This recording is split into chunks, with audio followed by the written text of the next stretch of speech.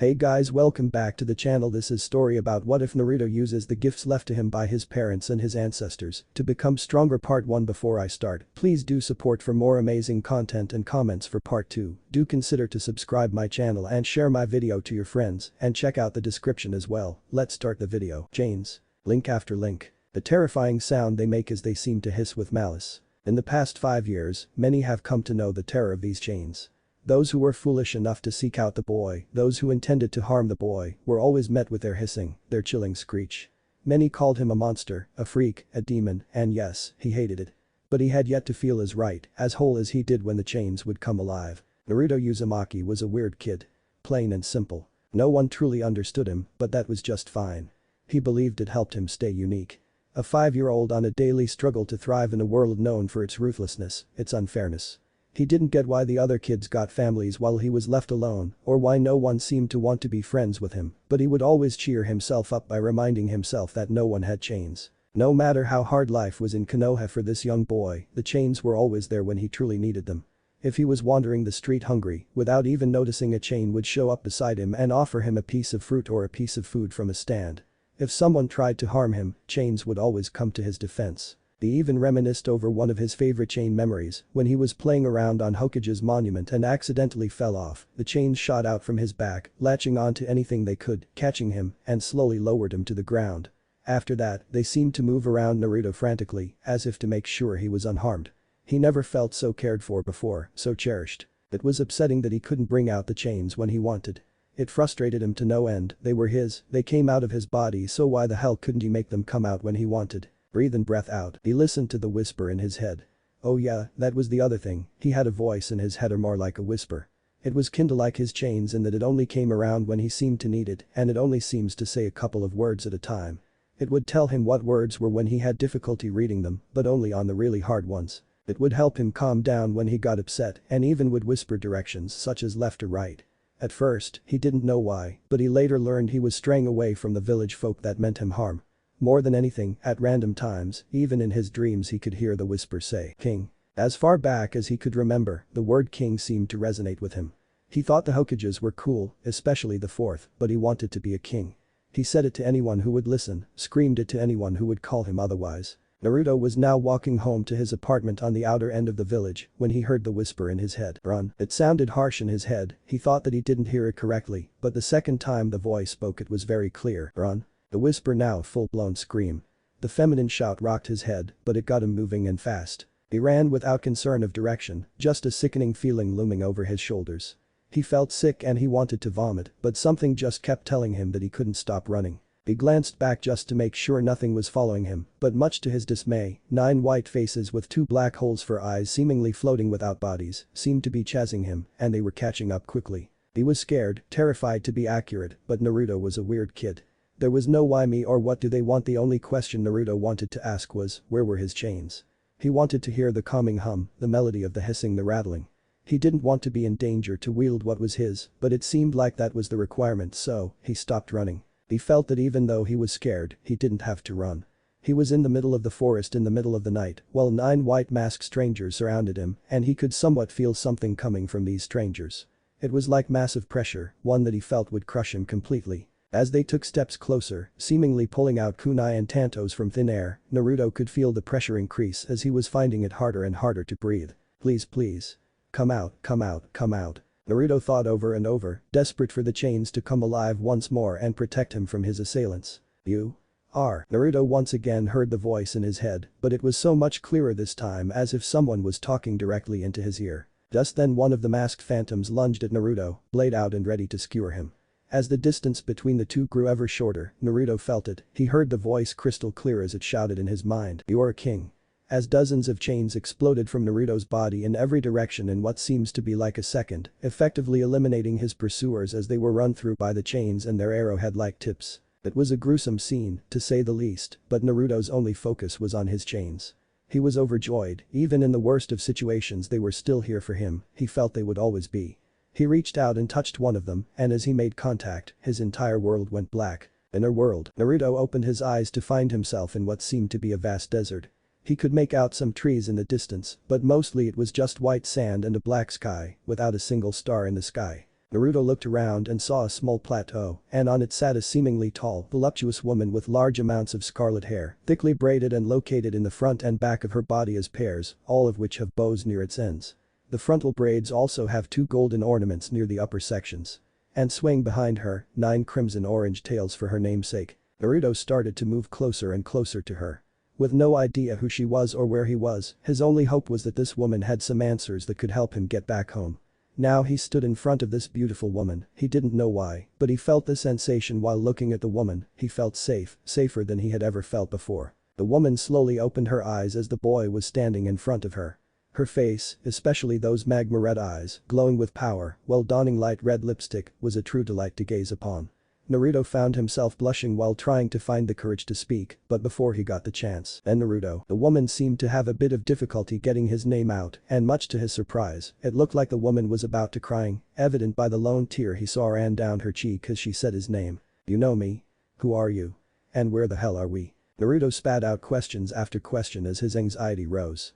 All of those negative feelings seemed to fade away as the woman reached out and touched his face. Of course I know you, Naruto-sama. Naruto never felt a warmth like the one she seemed to emit. I'm just so sorry I wasn't able to protect you better. To destroy all those that would oppose you. Naruto was confused by the woman's words, but he was far too wrapped up in the warm feeling to care about anything else. But now you're here. My king. King? Her king. Naruto lifted his head to make eye contact with the woman. I'm your king? He asked innocently. Yes, he always wanted to be a king, a ruler who everyone would respect and love, but he wasn't there yet, so why was this lady calling him king? It was at this time that Kurama decided to fill Naruto in on everything, his lineage, his parents, his position as a human sacrifice. She told him of the relationship she had with his parents. How close they were and how she helped turn them into the shinobi they were before their demise. Naruto was blown away by everything he learned that night. He had a clan, though it had been destroyed by those scared of their might and sealing prowess. He had parents, though they died trying their best to protect him and the village from Kurama, who was being controlled by some masked intruder. He had a kingdom, even if it lied in ruin, it was his, and he wanted to see it. He wanted to see a kingdom even if he had to make it himself. Much to Kurama's excitement. Yes. Yes. You are a king. And you shall have your kingdom, my lord. I will train you the way your parents intended to, and make you a force to be reckoned with. Kurama spoke with the utmost resolve, and Naruto was matching that excitement.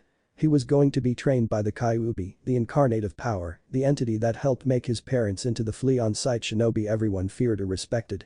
But he had a question. My chains, do you know how to make them work? Like, can you teach me how to use them whenever I want?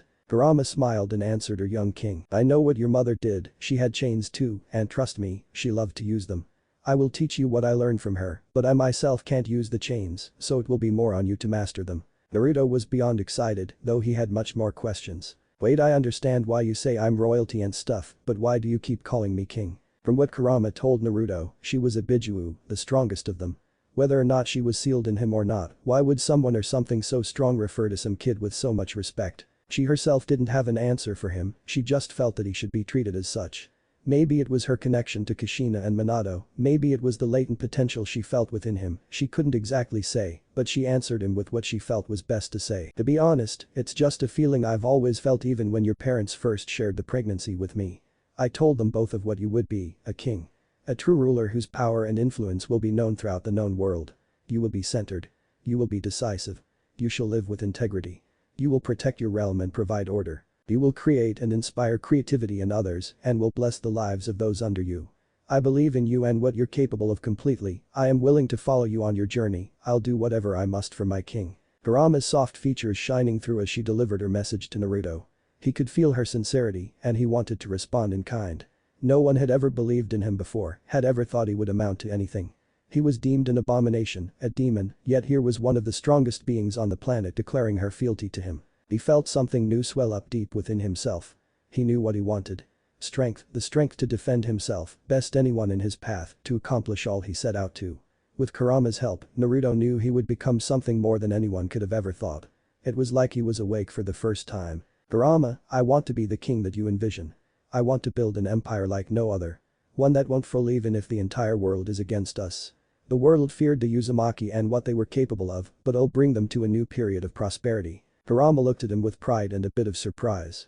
Who knew Naruto knew big words like that? You are already a king, my dear Naruto, but we will make you into the greatest there's ever been. When we are done with you, you will become a living paradox. 2 years had passed since that fateful day where Naruto and Kurama were introduced. Kurama took it upon herself to fully instruct Naruto on the ways of his people, the Uzumaki. Kurama had absorbed a massive amount of information on the clan from Kushina, who after Yuzuri's demise, did everything she could to learn more about her people. She spent years collecting what she could from the ruins, from weaponry to scrolls containing much of the complex seals that the Uzumaki had formulated. With how skilled they were, they had made it so only an Uzumaki would have been able to utilize anything that she had found. Even though they had fallen, the Uzumaki made sure that there would be little to no spoils of war for their enemies. Kurama trained Naruto every day in all that she could think of. She instructed him on the ways of chakra, giving him multiple exercises to better his control and utilization. She had informed him of chakra nature and how one could convert its properties such as element and shape to produce ninjutsu. Naruto had learned he had two nature affinities of water and wind, just like his mother, which made him work twice as hard at learning, developing, and mastering these elements. Naruto was also working on learning the taijutsu of his clan. A style that emphasized the crucial aspects of speed, precision, and flexibility. He was becoming ever more proficient every day.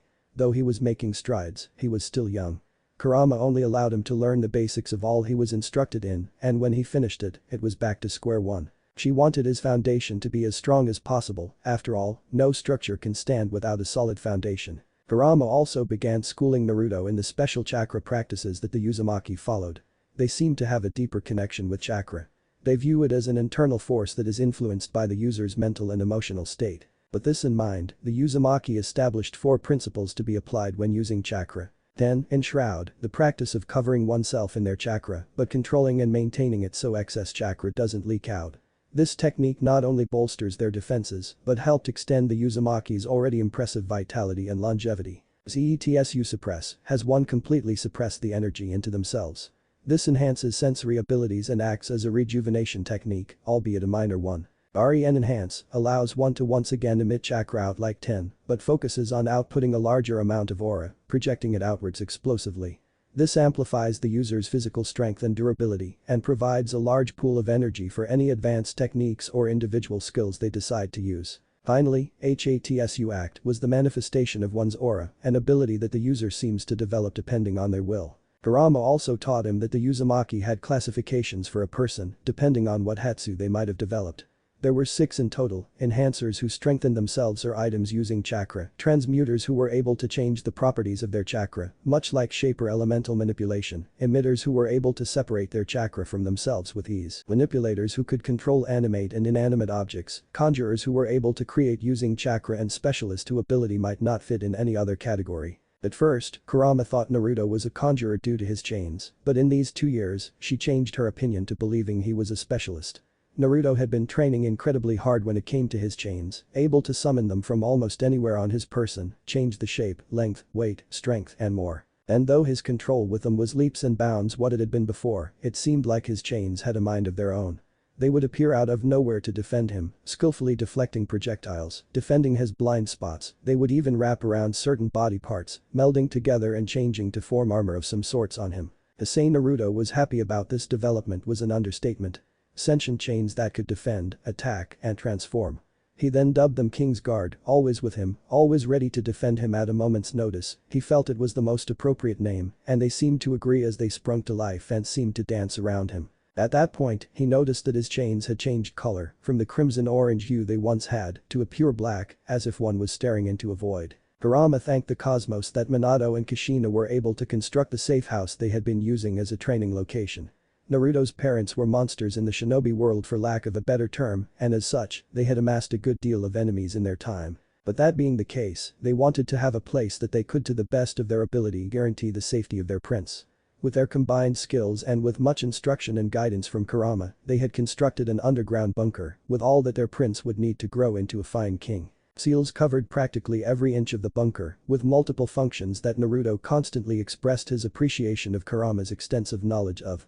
Multiple training areas with resistance seals. They would hamper the user and allow them to work themselves up to a point where they couldn't feel the effects anymore. Naruto was happy to be on the 10th of the 100 levels of resistance, each one unlocked after a trial where the participant has to tag makers that appear in the room in a certain amount of time. There were also training puppets controlled by seals with difficulty levels worked in as well. Some of the more advanced rooms were littered with Minato's prize dilation seals, allowing one to experience days in a matter of minutes. A death sentence for any human dumb enough to take on the challenge, unless they were proficient in the art of 10, allowing them to combat the ravages of advanced time. There was also an armory which Naruto appropriately renamed the trophy room. Weapons, armors, and tools littered the room, and while Kurama didn't know what everything was, she informed him of what she thought was most noteworthy items in the vault. Kurama's favorite item in the armory was something she had a hand in making. The red and black tactical wakizashi sitting on a pedestal in its black sheath with a red line running down the middle. Kushina, Minato, and Kurama put their combined knowledge and skill together to create this tool, one they felt was worthy of their heir. Kurama told Naruto of the many multi-purpose seals placed on the weapon to increase its durability, sharpness, and weight. Though the coolest function of the weapon is that it was multiple weapons in one. Kushina's masterpiece was a special sealing matrix she had devised that allowed the weapon to change forms depending on what the user would want. Unfortunately, they would have to be programmed into it, there being only 5 slots it seems, one of them being the wakizashi. Paradox Edge was what Naruto dubbed it, happy he got a chance to put his creativity to good use. Naruto was overjoyed, regardless of what life had been before meeting Kurama and learning the truth, he now knew he was loved. He knew that if they could have, his parents would be here, helping him grow stronger, showering him with love and praise. And even though they weren't here, they had done so much to make sure no matter what, he would always have what he needed. This place had everything he had needed. There was food, water, bookshelves full of valuable knowledge that he had been deprived of by the village. The village honestly something he didn't like to think about too much. All the information Kurama had told him definitely changed his perception of the village. Minato, in what little time they had left, had a messenger toad with explicit instructions on what to do with Naruto's upbringing taking the situation into account. They also left information regarding who should care for him in case of their demise, his godparents of Jiraiya and Tsunade, who had both been made aware of the situation by separate messenger toads. His parents, even in their last moments tried their best to make sure he would be taken care of, and it seems that their memory and efforts were being spat on. His lineage was never supposed to be hidden from him, what type of parents would have wished for that? He came from a clan of sealing geniuses, yet no one even told him that the Uzumaki had ever existed. He was barely provided with the essentials, basically having to steal, ration, or wait for one of the times his chains felt it necessary to grab him something. His father was a Hokage, yet he was treated like he was less than a person. All the people who should have known who he was, did, yet not a single one seemed too concerned for him over the last 7 years. Even Naruto's opinion on the third Hokage, Hiruzen Sarutobi, had changed drastically.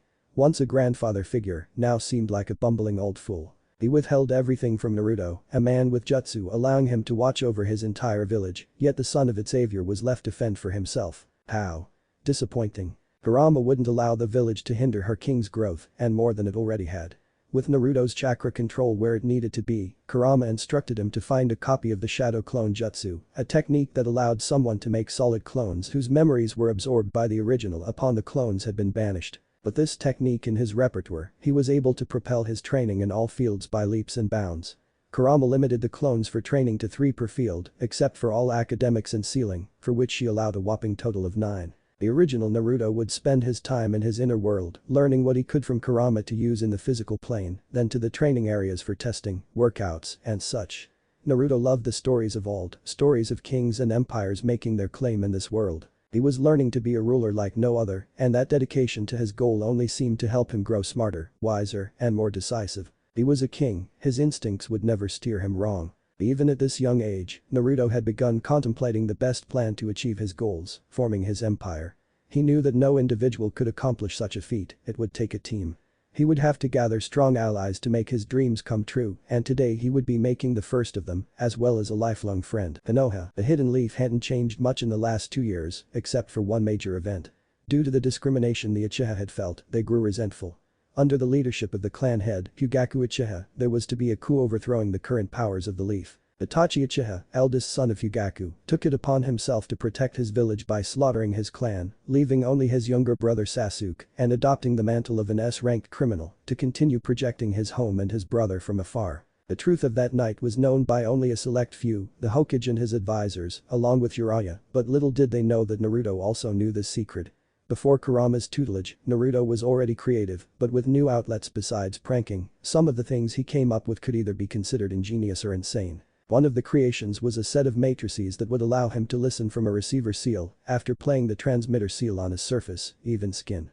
He also worked in a camo feature that took very precise calligraphy, which seemed to be like second nature to him. Thank you Uzumaki TNA. Naruto had many places in the village littered with these seals, marking the receivers with the locations, so he knew which seal would let him listen in on who. He didn't know if this village could turn into an enemy one day, and he was no longer a fool. He didn't want to have to, but if needed, he would have the leverage and whatever else he would need to defend himself and his allies from the Hidden Leaf. He had seen firsthand how quick they were to further their agendas, sacrifices be damned. Sasuke had changed as well. He was constantly angry, constantly battered and bruised, onlookers surmising his wounds as results from training. He seemed to want nothing to do with anyone. He viewed himself as a failure, unable to lift a finger against his older brother. Itachi forced upon his brother a cruel punishment, forcing him to view the death of their brethren over and over. Whether it was a minute or an hour, Sasuke couldn't tell, but it wasn't something he was able to get out of his mind. He figured growing stronger, strong enough to kill Itachi and avenge his clan, would be the only thing that would be able to clear the terrifying images from his head, that is until a certain blonde approached him one starry night. Sasuke had been sitting near a stream, reflecting on the progress he made in his training. Though he had been getting stronger he felt it was all in vain. It's still not enough. Regardless of what I do, I'm still not at his level. Itachi already had his Sharingan by my age, yet I can't even execute the kunai technique perfectly. It was then that Sasuke heard footsteps approaching. He looked up to see the blonde known as Naruto standing over him, looking just as beat up as he did, if not more so. Mind if I sit here? Naruto asked with a big grin on his face. He would have normally ignored the boy or just left, but seeing that grin, for some reason Sasuke simply answered with a blank expression.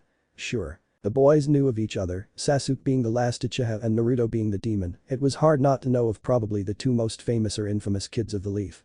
The boys also had a sense of respect for each other. Whenever Sasuke had seen Naruto in the village it was either he was doing some kind of exercise like running and the like, he couldn't remember the last time he had seen the blonde walk anywhere actually.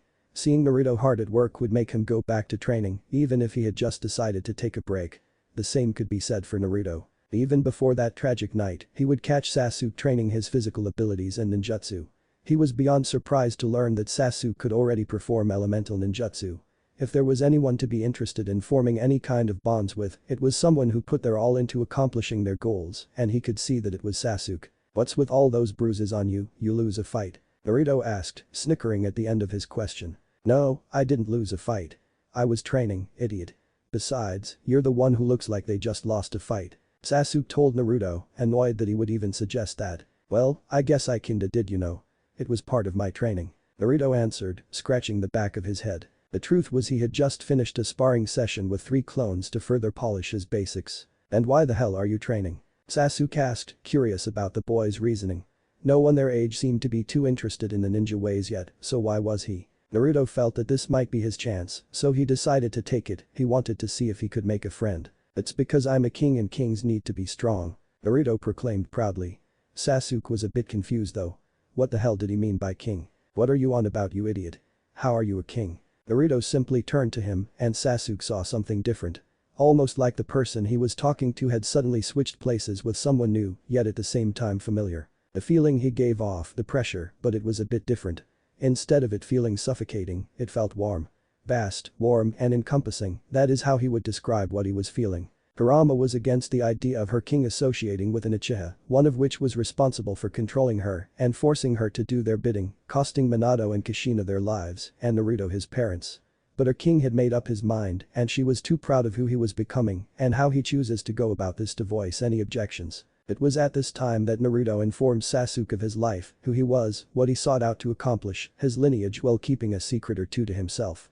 Sasuke was blown away, sitting beside him was actual royalty. The last of an empire, the only heir to one of the greatest ninja the world had ever seen.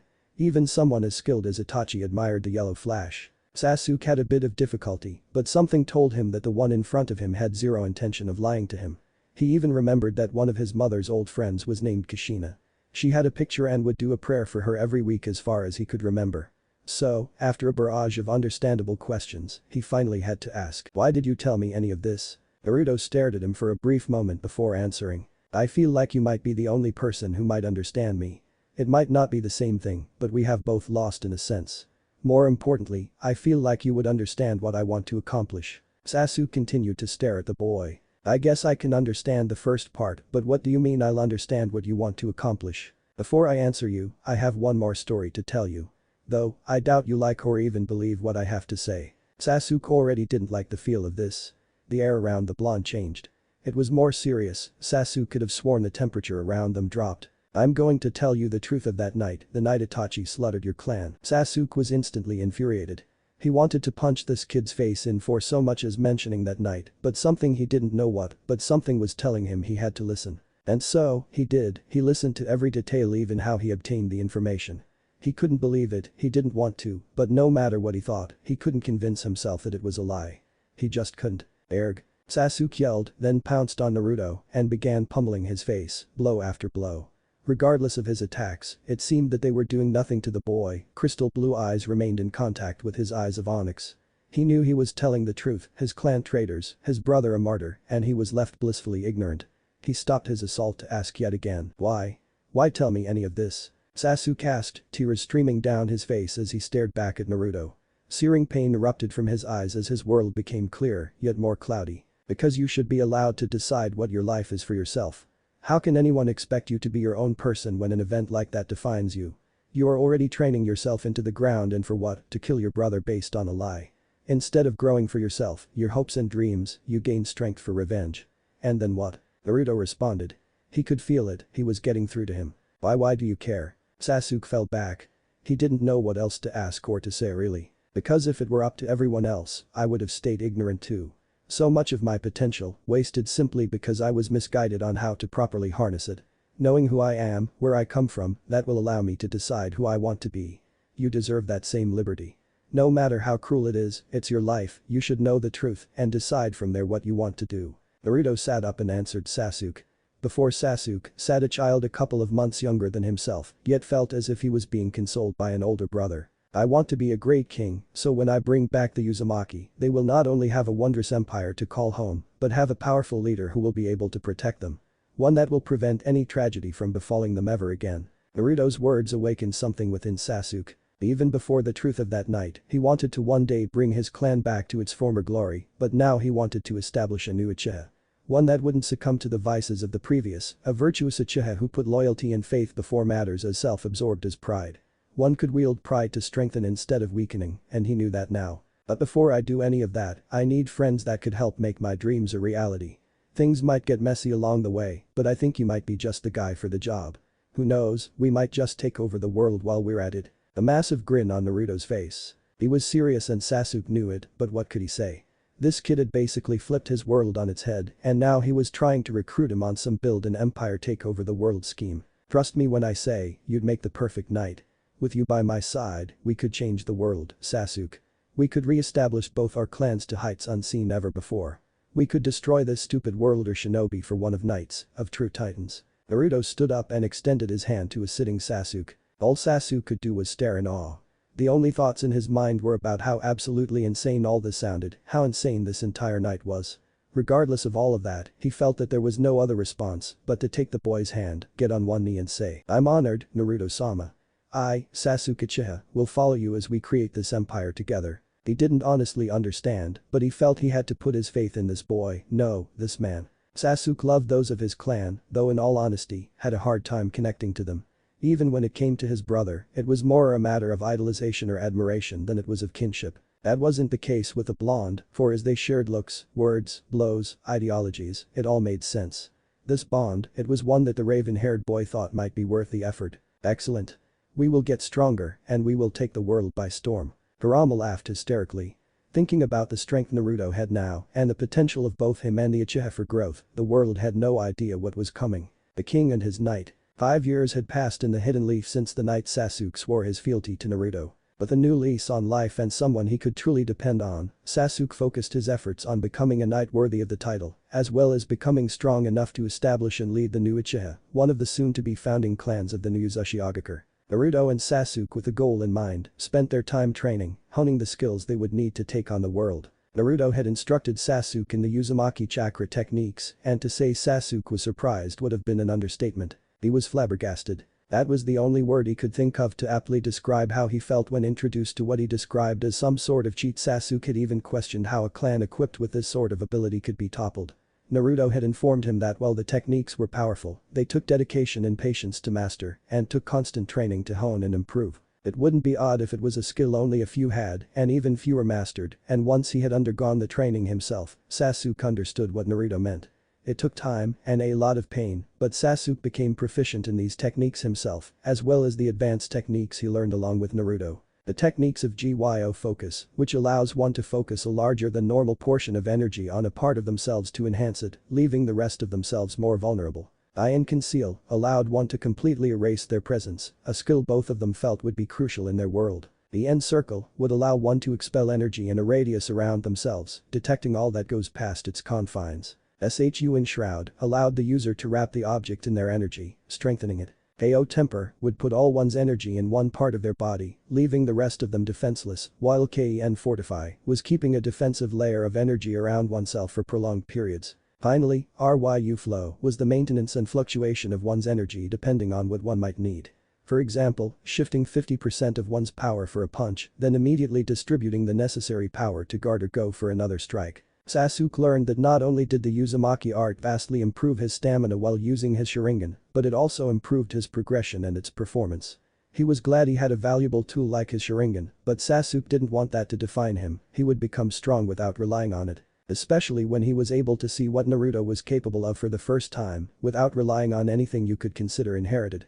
He had always thought Itachi was strong, but after seeing Naruto, he felt like that word needed to be revisited. Then to learn that Naruto was the container of the strongest tailed beast, it was fair to say that Sasuke was numb to it at that point. But in all that time, with all the training, the sneaking in and out of the village with the help of their shadow clones, and all the stuff they experienced out in the world, Sasuke learned that he was right to put his faith in Naruto. Both of them had grown from the young and ignorant children they once were. They knew they had much to learn, much to experience, but they were men in their own right. After years of biding their time, the day had come for them to be able to start moving towards their ambition. Question was, how would the world react? Konoha, the two were walking beside each other headed towards the ninja academy on what was to be their last day. They were to receive their team assignments and Jonin-sensei today. It didn't matter to them who they would end up with, though it was a fascinating enough subject to help pass the time. Who do you think we'll end up with, Naruto-sama? Sasuke inquired. The raven-haired teen had grown to be about 5'2", just an inch taller than Naruto. He wore a skin-tight gray and black high-collared shirt that displayed his muscular build quite well. His belt tied like an obi sash around his hakama pants. They were dark gray near the top, with several loops for his belt and 2 buttons, both of which are undone. The rest of the pants were black with a small, lighter stripe of gray on the bottom hem. To finish the ensemble, a slightly modified katana, with a slightly wider than average blade and a dip along the back, near the hilt. It had a red and black handle and rested in a matching sheath on the back of his waist. The old man will most likely place us on the same team together, with Kakashi being our sensei. With him being my father's last student, plus the fact that he is the only other person beside you in the village with a Sharingan, it probably seems like the most logical option. Naruto was garbed in a white red-lined haori that has a hood, along with slightly shorter than normal light-colored hakama. Underneath his haori, he wore a navy blue shirt with a large wide X pattern on the front, along with a piece of armor, a dull red section that covered his abdomen. Tied to his side was his paradox edge, in its black sheath with a red line running down the middle. I guess that makes sense, although I doubt that a non-Uchiha has much to teach me about our Dojutsu. If we're being honest, he probably doesn't have much to teach us. I doubt anyone in this village does. Sasuke responded. Though he did address Naruto with respect, their conversations were that between lifelong friends, without restraint or restriction. That may be true, but it is far too early to put ourselves under the scope of the village. We will play the parts of loyal shinobi, maybe reveal a trick or two. Besides that, we will do our best to remain no more than above average genin. Naruto spoke with wisdom, a clear sign of his maturity in the last couple of years. I understand your reasoning, Naruto-sama. With our operatives moving throughout the elemental nations, it will only be a matter of time before we can end the farce. I don't care to play the brooding Uchiha role any longer. Sasuke's aggravation was warranted. He had acted like a cold, unfeeling jerk, yet it seemed like most of the girls in their class only gravitated towards him more. He thought that doubling down and ignoring all their advances would fix the problem, but it only seemed to make the girls more enamored with him. It must suck to be the most popular ladies' man in school, meanwhile I'm the worst of the worst. But if the village thought that the Kyuubi brat could be a threat at such a young age, it would have made a lot of our work much harder. I agree, acting like hormone-fueled adolescents can be taxing, but in all fairness, the clones did a majority of that acting. Naruto retorted. My king, with all due respect, you are better off burning this village to the ground. It's done nothing for you or the Uchiha, and it would be one potential obstacle out the way. Kurama, let her thoughts be known. She was his teacher, his surrogate mother, his closest advisor. Sure, she spoke with malice and animosity towards the village, but Naruto knew she was making an honest suggestion, and it would be foolish to ignore her words. That look on your face tells me that Mistress Kurama probably feels similarly to me, the farce is more annoying than anything. Sasuke had been introduced and on occasion trained by Kurama in Naruto's inner world. She wouldn't admit it, but she grew to like the boy and thought he was a perfect fit for her King's Head Knight, especially with what he was capable of. Anyways, the teams are usually made of 3-man squads, meaning we need a third. It will most likely be one of the females in our class. No need to put 2 Dojutsu on one team so it won't be Hinata. So, we get fangirl number 1 or fangirl number 2. Question is, which one's worse? Naruto remembered how crazy these girls seemed to be for Sasuke. They were his number 1 fans and had gone from close friends to bitter rivals in pursuit of his affection. I can't see how much either one could contribute. I'd have to go with Ino though, at least she has access to Yamanaka clan jutsu. Could be quite useful. Sasuke made it a point to evaluate all those he came across to see if they might be an asset to the empire they were working to build. I guess we'll just have to wait and see. No use stressing over what we can't control. If anything, explaining our sudden change might be a better use of our efforts. Naruto laughed and tapped Sasuke on the shoulder while they made their way into the academy to their class. They were the last ones to arrive, and their entrance certainly turned heads. The class was thrown for a loop. The only time these two would be seen together is during spars for class and the occasional squabble, but now here they were, looking like they had gone outfit shopping together. They even had some straps forming excess on their chests. The class was abuzz with the chitter-chatter of the kids in class until a pink-haired girl decided to get some answers. What the hell are you doing with Sasuke-kun, Naruto? And why the hell are you dressed in though? Sakura shouted before she felt that she had the wind knocked out of her, stumbling to the ground. No one other than Naruto knew what happened. As everyone just stared at Sakura, baffled by what just took place, Naruto whispered to Sasuke, "Was that necessary?" Trying his best to hide his amusement. Sasuke responded simply. She spoke out of turn, it was a justified course of action. Then he simply took his seat before Iruka came in to give out the teams. Naruto was quick to find his seat as well. Iruka noted that both Naruto and Sasuke had different appearances that were oddly similar to each other, but he pushed it aside, making a note for later. He also noted Sakura being assisted by some of the other students. She seemed to be out of breath, but overall fine. He assumed it was probably just another screaming match between the girls over the Uchiha. With all that out of his mind, he proceeded with the team assignments. At the end of the day, it truly didn't matter.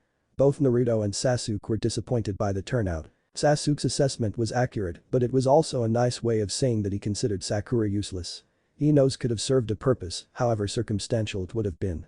Naruto commemorated Sasuke on being kinder with his choice of words when describing the girls. He had told Sasuke years ago that if he had nothing nice to say, not to say anything at all. It seems like he was applying it. All the other genin teams had been picked up by their Jonin sensei, yet the 3 of them had been left waiting for hours by their tardy instructor.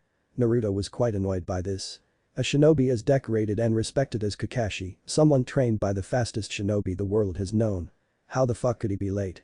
Minato had to have rolled over in his grave. Whatever, I'll have to come up with a proper punishment for this jester. Naruto thought with a sinister smirk on his face. Sasuke caught the look on his lord's face and knew he was planning on punishing their instructor for his tardiness. After another hour and a few minutes of Sakura's infuriating yelling, Kakashi instructed them to meet him on the roof and decided to show off by using the shunshin to get to the roof. He was quite surprised to see Naruto and Sasuke standing on the roof, looking quite bored. "Took you long enough, sensei, we were thinking about sending out a search party." Naruto chirped, which got an amused grunt out of Sasuke. Well, how'd a couple of genin manage to beat me up here?" Kakashi tried to mask it, but he was genuinely curious. From the files he had read over, neither of them possessed the skill to outspeed him to the roof. "Who knows, Kakashi-sensei, maybe you're just getting slower with your old age." Naruto continued to badger the man. He wanted to see how Kakashi would respond, but before he had the opportunity to, Sakura had busted through the roof door. "Why the hell did you guys leave me?" Sakura asked in a huff. Naruto began to laugh at her annoyance, but before she could yell up a storm, Kakashi tried to get them back on track. He had admittedly wasted enough time. "Let's not dwell on the past here. Why don't we go around and introduce ourselves? Such as your likes, dislikes, goals." Sasuke retorted. "Why don't you start then, sensei?" "Alright, my name is Kakashi Haddock.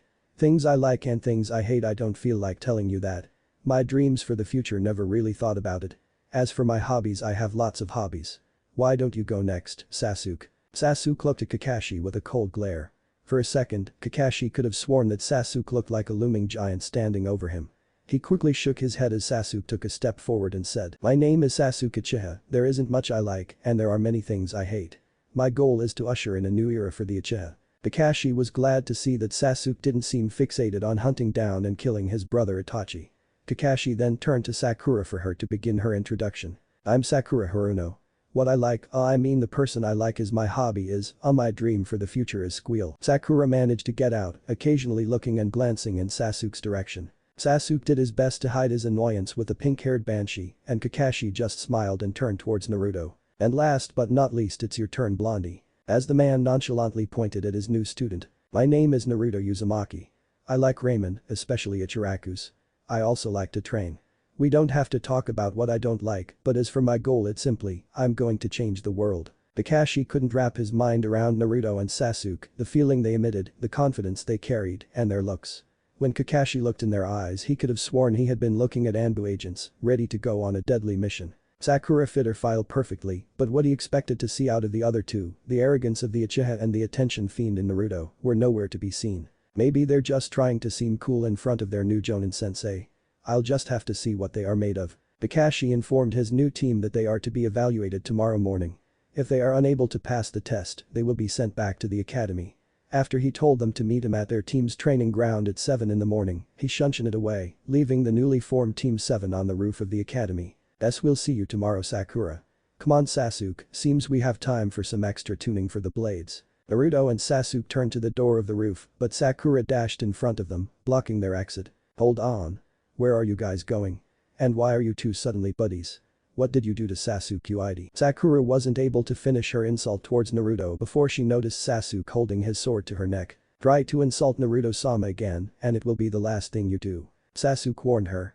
Sakura felt like she was being crushed, she couldn't even breathe. "Sasuke, let the poor girl be, we have the training to do." But the weight of his voice, the impact, Sakura had never felt anything like it. The closest thing she could compare it to was whenever she saw the third Hokage speak to the village or came to speak to her class.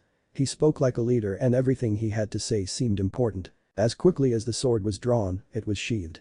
Naruto then made his way towards the edge of the roof, with Sasuke following behind him. Naruto looked back at Sakura with a huge grin on his face and said, "Oh Sakura, be sure to eat some breakfast." Regardless of what Kakashi said, breakfast is the most important meal of the day. The boys then proceeded to walk off the roof falling straight down. Sakura ran towards the edge of the roof to see what happened to them just to look over and see nothing, they were gone, it didn't even look like they hit the ground. What the fuck is going on here? Sakura was getting a migraine trying to wrap her head around the events that just unfolded. The next day, Sakura had been waiting for 3 hours before Naruto and Sasuke showed up. Usually, she would have run up to Sasuke, showering him with affection, but after yesterday's events, she was hesitant. She had never been as scared as she was when Sasuke threatened her. And the weird vibe Naruto gave off, the only word Sakura could come up with to describe it was dangerous. "Good morning Sakura. You look well. I hope you had a filling breakfast, I'm sure whatever Kakashi has in store for us will be a challenge." Naruto greeted with his signature smile. "Good morning Naruto." "Yes, I did. Good morning to you as well Sasuke-kun." Sakura greeted them both, trying her best not to anger Sasuke. Until she knew more about the new relationship these two seemed to have, she would be walking on eggshells. "Good morning Sakura. How long have you been waiting for Kakashi?" "About 3 hours.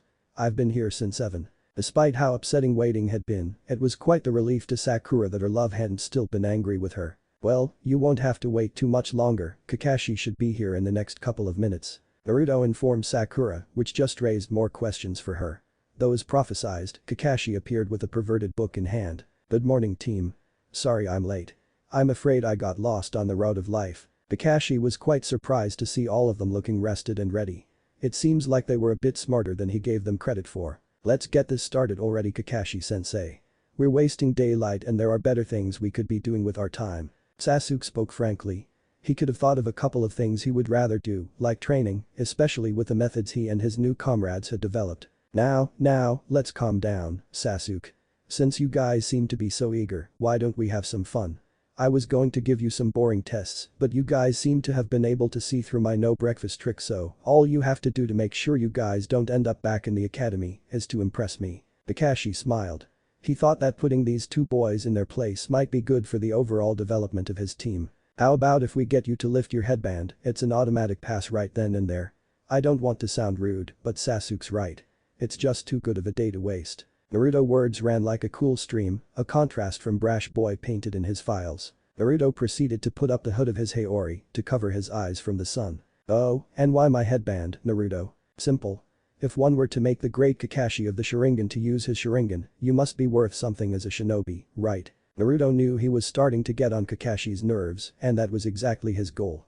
The boy wanted to see just what made up one of Konoha's elites. Fine, you kids get me to lift my headband, you all pass. Just do your best not to get hurt. I plan on having a bit of fun with you all. Kakashi let a small amount of killer's intent loose, and he got the response he expected from Sakura, the young girl left shaking like a leaf. The boys on the other hand looked at him as if he were a mere genin himself. Maybe even less. What the hell is up with these kids? I'd hate to have to hurt them for answers well, kinda. Kakashi got off a couple of quick stretches before stepping to the upstarts. Let's begin, shall we? As soon as Kakashi finished speaking, Sasuke appeared beside him, sword in hand. What the? Kakashi's inquiry was cut short by the Uchiha's sudden onslaught. The vet found himself oppressed by what may have been the best swordsmanship he had seen to date. He couldn't even manage to dodge all of Sasuke's attacks, jumping away with shallow cuts on his right shoulder and left thigh. But zero hesitation, Sasuke raced through hand signs. As Kakashi tried to close the gap and stop him, Naruto instantly intercepted. The prince then delivered a powerful blow to Kakashi's chest, pushing him back.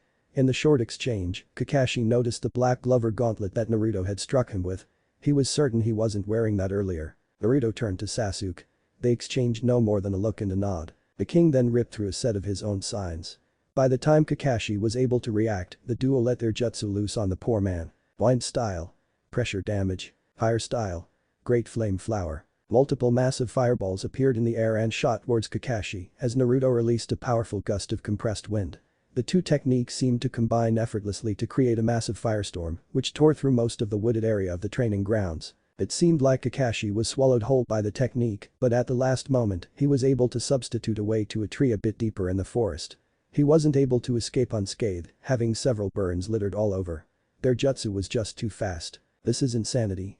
No way genin should be able to perform elemental jutsu, let alone high-ranked ones like that. Before Kakashi could get his bearings, he felt something grab onto his leg. The man was viciously jerked up into the air, being swung around like a rag doll, until he was thrown out of the forest and back to the still-burning training field.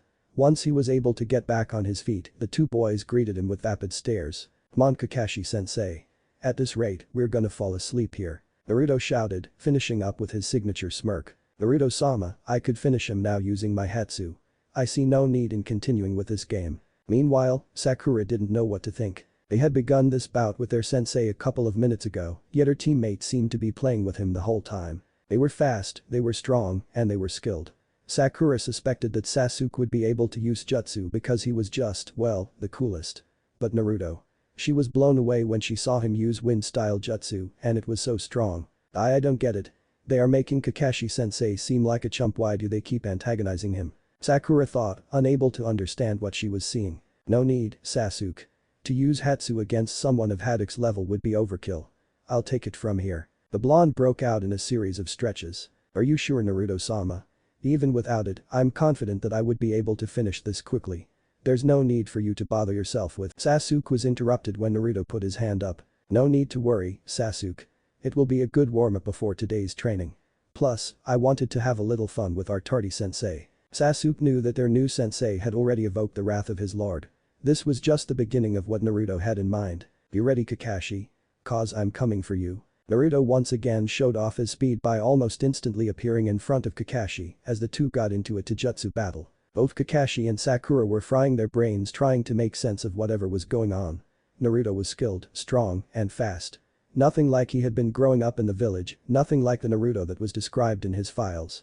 He still seemed to be a bit brash and bold as far as his personality, but that seemed to be the only recognizable quality he still had. Kakashi had fought Might Guy over the years in many a spar, a man revered for his prowess in taijutsu, yet Naruto was in front of him, giving him a run for his money. He had no intention of failing them after this showing, nevertheless he was interested in what else they could be hiding. The shadow clone suddenly appeared next to Naruto, throwing off the veteran. He and the boy were locked in a grapple match with one another, therefore neither of them could weave a hand sign. The original Naruto disengaged and made a single hand ram sign, signaling the clone to glow. The next moment was utter chaos as the clone burst, resulting in a sizable explosion and an even larger smokescreen. Okijama's going to have my head for all the damage to the training field. Kakashi deadpanned. The Chunin didn't want to think of what would have happened if he hadn't substituted out the way of a devastating attack. From the smoke, a black blade connected to a chain of the same color shot out at remarkable speed, headed straight for Kakashi's head. He ducked down quick enough for it to miss, but Kakashi was surprised when the weapon cut clean through the tree he was standing on, which caused the top half of the tree to fall towards him. He was quick to move to another tree by maneuvering through the air, but while midair, another chain came heading towards him. Kakashi made a clone to help him move midair, dodging the chain, but as he hit the ground, the chain made a sharp turn and shot towards him. It was a game of cat and mouse for a couple of minutes until Kakashi decided to fire a fireball to the center of the smoke. Kakashi watched as his jutsu was just cut to pieces and blown away by the quick maneuvers of the Kusurigama. With the smoke cleared, Kakashi saw the Uzumaki heir with the weapon in hand. At least one of the bladed parts was in his hand, the rest of the chain was littered over the training grounds. So, you can use a Kusurigama as well. Well. You boys seem to have a good deal of secrets. What else can you do? Kakashi was once again cut off when the chains littered on the ground snapped to life. In an instant, Kakashi was completely wrapped up. He praised the boy for being able to capture him, but he wasn't too worried about breaking free, that is until. Something's wrong, it's like the life is being sapped out of me. Kakashi tried to make sense of what was happening. Quickly losing strength, he was brought to his knees due to the fatigue. Naruto walked over and pulled Jonin's headband away from his eye, revealing the Sharingan. He then kneeled to make eye contact with his sensei. TSK, I barely got to do anything, sensei. This has been such a disappointment. Sigh, I guess we're done here. I don't think you're in any shape to continue. So, do we pass? He had no idea what was happening, how he ended up in this position. Genin brought him, a seasoned vet, to his knees. Adolescents looked upon him with sheer disappointment. Even though Sakura just stood there and watched, how could he fault her? He was embarrassed to admit it, but the looks he caught on Sakura's face during the whole bout probably mirrored his own. He had no choice, especially while he was on his knees, trapped by one of them. Trying his best to seem cool and in charge of the situation, Kakashi delivered an eye smile and said, "Yes, after that impressive showing, how could I not pass you? Congrats Team 7. Our first mission will be 3 days from today." Kakashi thought he would need that much time to regain his strength, he was feeling more and more drained the longer he was ensnared. Sounds good to me. But the flick of his wrist, the chains seemed to simply fall off Kakashi. Naruto turned and made his way toward Sasuke, who was trying to ignore the barrage of questions being thrown out by Sakura. Once he stopped in front of them, Sasuke asked, "Are you ready, Naruto-sama? I think we've wasted enough time." "Come on Sasuke, we're an official Genin team now. That's something to be happy about, right?" Naruto asked, receiving nothing but a blank stare. Fine, let's get out of here." Before they could leave, both Sakura and Kakashi wanted some answers. "Wait, you two. There are some things I'd like you to clarify for me." It was clear Kakashi was still feeling the effects from the mysterious weapon. "Yay. I've got some questions too." Sakura shrieked. "Sorry. You've wasted enough of the king's time for today." Sasuke's proclamation carried weight and might, causing both pink and silver hair individuals to hesitate. The purple mist began pouring from Sasuke, covering both the boys. Kakashi shot forward with what little energy he had left, though it appeared he was simply too slow. Gloved hands passed through the mist, revealing that they were already gone. Kakashi couldn't feel a trace of them at all, it was as if they were never there to begin with. His instincts and logic brought him to only one conclusion. "I have to report to Hokage-sama." "Kahona, Kakashi, I'm sure the fact that you're before me means that you have something of value to report." The third Hokage, Hiruzen Sarutobi, had been informed of the events of Kakashi's Genin graduation test. Much like all the others that had come across the two boys, Hiruzen was surprised and confused. "To be honest, Lord Hokage, I don't have anything to report." One could hear the self-criticism in Kakashi's response. The third had ordered him to get the boys to reveal the secrets they had been hiding. After weeks of missions and team training, Kakashi wasn't able to get Naruto or Sasuke to show him anything he hadn't seen during their test or tell him anything he hadn't already known. The third found what he learned very strange. Both boys had drastically changed their attire and personalities. The once antisocial Uchiha now referred to the once worst student in the graduating class as king, and Sama, the worst student, now carried himself like a scholar, quick-witted and mouthy as all hell. And worst of all, they were strong. Scarcely so, to the point where Kakashi admitted his foolishness in not using his Sharingan the moment Sasuke's assault began. Both seemed to be proficient in elemental jutsu. Hiruzen almost had a heart attack when he heard they had both used B-rank jutsu in perfect synergy with one another. They also seemed proficient in weapon-based combat. Both of these men were war veterans who had seen many battles between them, so neither took it lightly when Kakashi began praising their skill in weapon-based combat. He made sure to emphasize the fluidity and ease they both showed as if it was second nature to them. Hiruzen had to ask Kakashi to repeat the part about Naruto having a sword that transformed. A black and red wakizashi that seemed to change when his sight on Naruto was obstructed, seemed to become a black kusarigama with some weird energy draining ability. I imagine that the boys are still adamant to share anything related to their growth. Hiruzen thought back on when he had tried to separately interrogate them. Sasuke simply stated that he decided to take his training seriously to accomplish his goals. Naruto, on the other hand, seemed to be playing some sort of mind game. His answer was simply "I've learned quite a bit, old man." Regardless of the signature Uzumaki smile on his face, the feeling the boy gave off, Hiruzen couldn't shake. Yes, Hokage-sama. They haven't shared anything with the other graduating genin. If it wasn't for the fact that they were on a team with her, I'm sure they would ignore Sakura as well. They work together and finish whatever mission is given in no time. There have been instances where Naruto's clones just take care of everything for us. Do you think this is the Fox's doing? I know it wasn't a conclusion we wanted to make so early, but it would be foolish to ignore the possibility. The third didn't want to have to consider that they might need to take action against Naruto. Unfortunately, the fact was, if the Fox was a threat in any capacity, Hiruzen needed to be ready. Honestly, it's hard to say, sir. I haven't felt anything akin to the nine-tailed fox's chakra. Has there been any luck with the surveillance detail assigned to them? The Hokage put his best people on the young Uzumaki's trail. If one could figure anything out, it had to be his most trusted Anbu. None at all. Or not. They've reported spotting the boys training individually, being nothing more than basic taijutsu or muscle training. The only thing of note is that the Anbu stated that there were times in which the boys completely eluded them. They would look in every place they could in the village with no luck, and then, poof, they would pop up and go back to training. A couple of agents reported some worrisome info, some of them being randomly paralyzed while surveying Naruto, others seemed to blank out completely while watching Sasuke, and he would be nowhere to be found once they came to. Sir, I think I have an idea. Hiruzen looked intrigued. Some of his best agents were completely stumped by these boys. They needed more than a plan, they needed a win. And what made that be Kakashi? I think it would be best to assign Team 7 a mission of a higher difficulty.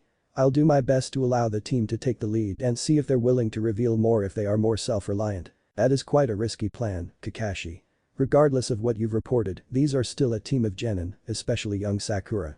Putting them in harm's way simply to see what they are hiding might do more harm than good. Regardless of the developments, all the children of this village were his children. No parent would recklessly thrust their kid into danger. I understand, Lord Hokage. I wouldn't be suggesting such a thing if I didn't think they could handle it. They have shown to possess a good deal of strength. I'm not too worried about them, and I'll be able to take care of Sakura if necessary. I'll even try to get in some training. Kakashi wanted answers too, he was decimated by the boys, and it was obvious they were holding back. The man was somewhat ashamed to admit that the events of that day are replayed in his head over and over. Hiruzen stewed over it for a bit. The leaf had produced its fair share of talents from the likes of Kakashi and Minato to more infamous examples like Orochimaru and Itachi. It wasn't unheard of for there to be younger shinobi with the skill and talent to take on more seasoned opponents. Plus, this might be an opportune chance for Kakashi to observe the boys. They seemed to go out of their way to be secretive, but maybe they would feel more comfortable revealing those secrets outside the village. Alright then, Kakashi, I have a mission in mind. A bridge builder from the wave needs an escort and protection team back to his village and will remain with him until the bridge is finished. The wave is currently under the control of a business tycoon by the name of Gato, who has hired several rogue shinobi and mercenary groups to form a makeshift militia. The job is simple, but there are a few unknowns such as the strength and number of the group under Gato's employee, but from the lack of shinobi villages in the region, I'd estimate that there shouldn't be a threat over C rank. In case of emergency, I will have Team Guy on standby, though based on your confidence and all we've witnessed, or haven't, I doubt they'll be necessary. This mission could be very beneficial for the Leaf. With a new trade route, as well as more knowledge on who the Uzumaki and Uchiha could do, the Leaf could be seeing a boisterous boost in strength. I understand and thank you for trusting me enough to go through this, Lord Hokage. I will assemble my team and inform them that we will be leaving tomorrow morning. Good, that will be all, Kakashi. I know this mission is in good hands. Hiruzen said as he handed Kakashi the mission scroll. Once Kakashi had left, he slumped back into his chair and took a puff of his pipe. Minato. Kushina. Elsewhere, Sakura was in a very weird place in her life. She was on a shinobi team, but the word team might not apply. In all the missions they had completed, she had hardly participated. Most if not all the work was done by Naruto's clones, or the boys would blitz whatever task they had so they could go train. And that's all the maniacs seemed to do. Train, train, train. Kakashi had offered her some extra training in the form of tree walking and water walking to help build her control and reserves, but she still felt she was trying for nothing. Naruto was the worst in their class, now he was a whole new person entirely. And her lovely Sasuke, who ignored anyone who passed his way, was now devoting himself to Naruto of all people. She had tried to talk to them with no luck. Sasuke continued to ignore her, usually telling her to focus on her training. Naruto on the other hand seemed to love playing with her. Whenever she would find him alone and would try to talk to him, it was almost always a clone, one that would pop as soon as she got close and shower confetti in the immediate area. Every time she would try to confront him about it, Sasuke was there. No matter what, there was no getting the former without getting through the latter. So now, she found herself walking with the other genin of her class. The rest of the teams happened to just get off from their duties and were now barraging Sakura with questions regarding her teammates. Trust me, if I knew what the hell was going on, I'd let you know. Being on this team has been the most confusing thing I've ever gone through. Sakura said, defeated. It can't be that bad, Fivehead. You're lucky enough to be on a team with Sasuke-kun. Ino still hasn't gotten over the fact that Sakura was the one who got to spend all this time with Sasuke. If you want, I'm happy to switch, it's not like he even notices me anyways, always answering Naruto-sama. Sakura answered with a mocking voice. She hated the idea of making fun of Sasuke, but it was just so frustrating that she couldn't get him to pay attention to her. Having you on our team might be even more troublesome than having Ino. No offense, Sakura. Shikamaru said, which resulted in him being smacked behind the head by his female teammate. Sakura's kinda got a point though. What the hell's going on with those two? First those weird outfits, then what you told us with Kakashi-sensei and your missions. Plus, besides Sakura, have any of you seen either one of them? Kiba asked, which received a unanimous no. It does seem strange, but what are we to do? It isn't like they're doing anything bad, are they? Shino was now getting more curious about the situation. It had crossed his mind from time to time, but this is the first time he had given it any real thought. Maybe Naruto-kun and Sasuke just like their privacy, and is it so weird to think that they could be friends? They have both been on their own for quite a while. Hinata spoke in a docile tone. She had been spying on Naruto for years and noticed that it got harder and harder as time went on to track him, now it was near impossible. Sometimes, Hinata was lucky enough to happen upon him doing physical training, but usually nothing else. The Hyuga suggestion did make sense to the others. Every one of them had a family to go home to at the end of the day, but Naruto and Sasuke were greeted by empty homes. Maybe they found friendship in that similarity. Yay, you might have a point, that still doesn't explain all the other crazy stuff. Sakura said, still doing her best to try to make sense of it all. Well, you said Naruto was able to perform jutsu. Maybe Sasuke-kun taught him some because they became friends. Ino suggested. Haha, yeah right, like that idiot could learn anything Sasuke-kun would have to teach him. Sakura spat out, but then she and everyone present felt a crushing pressure fall over them. Sakura, I was very clear in my warning last time, was I not? The group heard Sasuke's voice behind them, but for the life of them, they couldn't turn around to face him. It was debilitating. Akamaru was trembling on top of Kiba's head, and with his heightened senses, he understood why. It felt as if a predator had its maw opened right, ready to swallow them whole. Sasuke, there's no need to stress, she was just joking around, right Sakura? Naruto asked, and the pressure lifted. All the other genin had broken out in a bit of a sweat. Trying to catch their breath as they stared at the two. Even Hinata, who was enamored with Naruto, was scared to be in front of him. They carried themselves very differently than anyone they had met. Why yes, Naruto-kun. I was just playing around, I'm so sorry, Sasuke-kun. Sakura bowed back and forth in front of them. Kakashi called for a mission briefing, hurry to the training grounds. Sasuke coldly informed her before he and his lord continued on their way. After a couple of minutes, the group exchanged the most stressed of glances. What the absolute fuck was that? Kiba asked, boggled by the whole exchange. I told you. Sasuke calls Naruto a king and seems to be the only person he listens to. Not that, you fucking idiot. The fact that we all felt like we were about to get murdered. Ino shouted, still trying to shake off the feeling. I don't know. Sasuke's done it a couple of times and it's always scary, in Naruto, there are times he speaks and it's like. Sakura couldn't find the words to properly explain it, but that in itself seemed to explain it all. Geez, I don't know what the hell that was.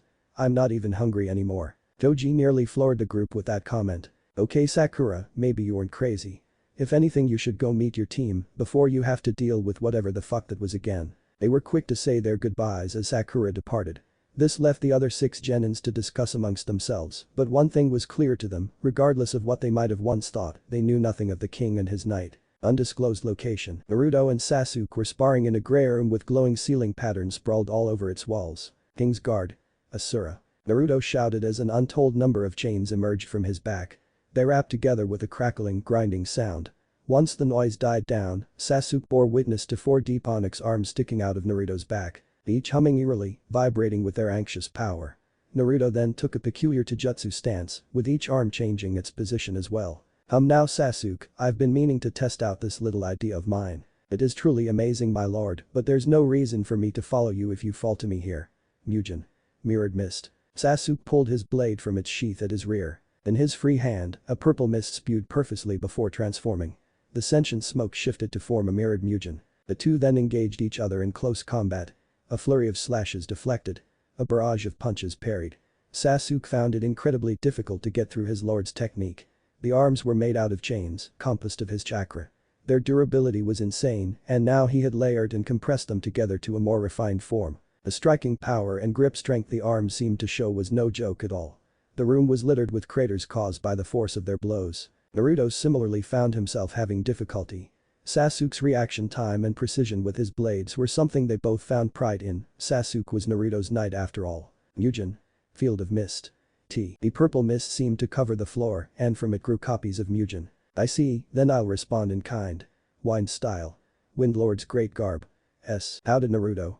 Suddenly a gust picked up, surrounding Naruto like a suit of armor. All that could be seen was a dark silhouette with glowing pearlescent eyes. Mugen. Instant mist. With some of the mist around Naruto as a result of his technique, Sasuke stretched out his hand. Blades formed from the mist, stretching towards Naruto, but were torn apart and scattered. Good effort Sasuke. I can see you're getting into it. Naruto's chakra exploded, causing the room to shake. How could I not? These are the only times I don't have to hold back. Sometimes it hurts suppressing myself. Mugen. Mist gallery. Sasuke said as mist rose from behind him forming a dozen Mugens. Mugen. Homing mist. With a wave of his hand, the blades flew towards Naruto. Burst wind. Naruto bounced from floor to ceiling with a gust of wind. He continued to do so all around the room as if he were a high-speed pinball, dodging all the blades chasing him. Once he was on the back wall of the room, the blonde bent down and looked at his opponent in the center of the room. He could also see the blades rocketing towards him. Wind tunnel. Naruto said as everything seemed to be pulled into the gale wrapped around him. Sasuke found himself unable to move in the strong gale, being forced to strike Mugen into the ground to stay in place. Naruto took a shoulder-charging stance now, putting the 3 arms on his right side in front. Impact wind. Naruto rocketed forward in a burst of wind, destroying all around him. The monarch slammed into the night and both continued forward on their collision course until crashing into the opposite wall. A massive cloud of debris was left and from it rose Naruto, who stumbled back a bit. Damn it, Sasuke. Do you know how much it hurts getting stabbed like that? The debris cleared a bit, revealing Naruto, reverted back to normal, besides for the several mist Mugen sticking out of him. With all due respect, Naruto-sama. Sasuke pulled himself out of the crater he was in, revealing that he was a bit beaten up but his left arm looked completely mangled. You didn't have to be so reckless as to turn yourself into a cannonball. Seems like I got a bit carried away there. Maybe we've been here for too long. Naruto scratched the back of his head nervously. We've spent much longer in the dilation room before. Besides, what else can we do while we wait for the others to complete their missions? Sasuke asked, seemingly unfazed by his broken arm. Both of them then received the memories of the clones they had left in the village. They had a mission to escort and protect a bridge builder. Well, it seems if we ask, we shall receive. Plus, I have a good feeling that this will be a very beneficial trip for us. Naruto said cheerfully as Sasuke sighed. Sasuke's chakra seemed to cover his broken arm and then turn green. Sasuke then focused more energy specifically on his arm, which began to rapidly heal. If you say so Naruto-sama. I just hope there's a challenge out there. It would be sad if our first official trip out of the village was uneventful. That's true, but Sasuke, you want to get rid of your damn swords. The next day, Team 7 assembled early in the morning to meet their client and go over the plan. The mission was simple. Safely transport Izuna to the land of waves. A gray-haired, bespectacled man with a large beard and dark eyes, dressed in a sleeveless V-neck shirt with an obi, pants, and a pair of sandals, stood in front of them. He also carried a towel around his neck and wore a pointed hat on his head. You expect me to trust my life to this lot of children? They can't be too much older than my grandson. Izuna made a fuss. His village scraped together as much as they could to pay for the Leaf's protection. He didn't know much of the shinobi world, but he didn't think that there was much the 3 kids could do against Gato's militia. Hey. We aren't just kids, we're shinobi. You're lucky to have us, old man. Sakura responded with the same energy. Kakashi intervened before things went south. Izuna, you have nothing to fear. This team will be able to ensure your protection until the end of our mission. That damn sure doesn't make me feel any better and discipline your subordinates. I'm a client and she's being a rude little shit," Tazuna said, pointing at Sakura. She was about to respond, but Naruto stepped in front of Tazuna and began to speak. "Sir Tazuna, first let me start by apologizing for the unprofessional conduct of my teammate and instructor," Naruto said, bowing his head in apology. "I will personally be overseeing your projection, Sir Tazuna. I swear on the Uzumaki that no harm will come to you." Naruto extended his hand out to shake Tazuna's. The blonde did an excellent job repairing the rapport between them and their client, and though the older gentleman couldn't explain, he knew he could trust the lad in front of him. Naruto's words rang differently than that of anyone else he had interacted with within the village. "I'll hold you to it, kid." The two shook hands, both with a small smile on their faces. "Well, with that out of the way, let's move forward. Sir Tazuna, please remain behind me at all times. My friend Sasuke will cover your rear." Naruto gave the order, beginning to walk out of the village with Tazuna close behind. Kakashi and Sakura had accepted that these kinds of weird moments happened around Naruto after his change. They too would have followed behind immediately if they weren't stopped by a familiar pressure. "You too." They heard Sasuke's voice directly behind them. "You? Not." Embarrassed Naruto-sama again. The sterner his words, the harsher the pressure. Once he walked past the two and landed himself behind Tazuna, Kakashi and Sakura felt the pressure lift. The group had been walking for hours towards the land of waves, and in that time Tazuna learned to respect the blonde and black-haired boys. They were quite inquisitive, asking him all about his work as a carpenter. He explained that he had been doing carpentry since he was young, being taught by his father. He also told the boys of the various types of work he did, houses, buildings, and now the bridge. The bridge the wave was trying to build would be their land's hope of economic growth and stability. "That's why that midget bastard's trying to have me killed. Without me, there is no bridge." It could easily be heard in his voice, the burden weighing strenuously on Tazuna. "Sir Tazuna, I respect the risk you're taking for your people. I assure you though, as long as we are overseeing your protection, the wave will have its bridge and its prosperity." It's as Naruto-sama says. Once he makes a proclamation, there's no need for it to be repeated. Tazuna could only look upon the boys. He could have sworn he was in the presence of nobility. "Well, that's good to hear.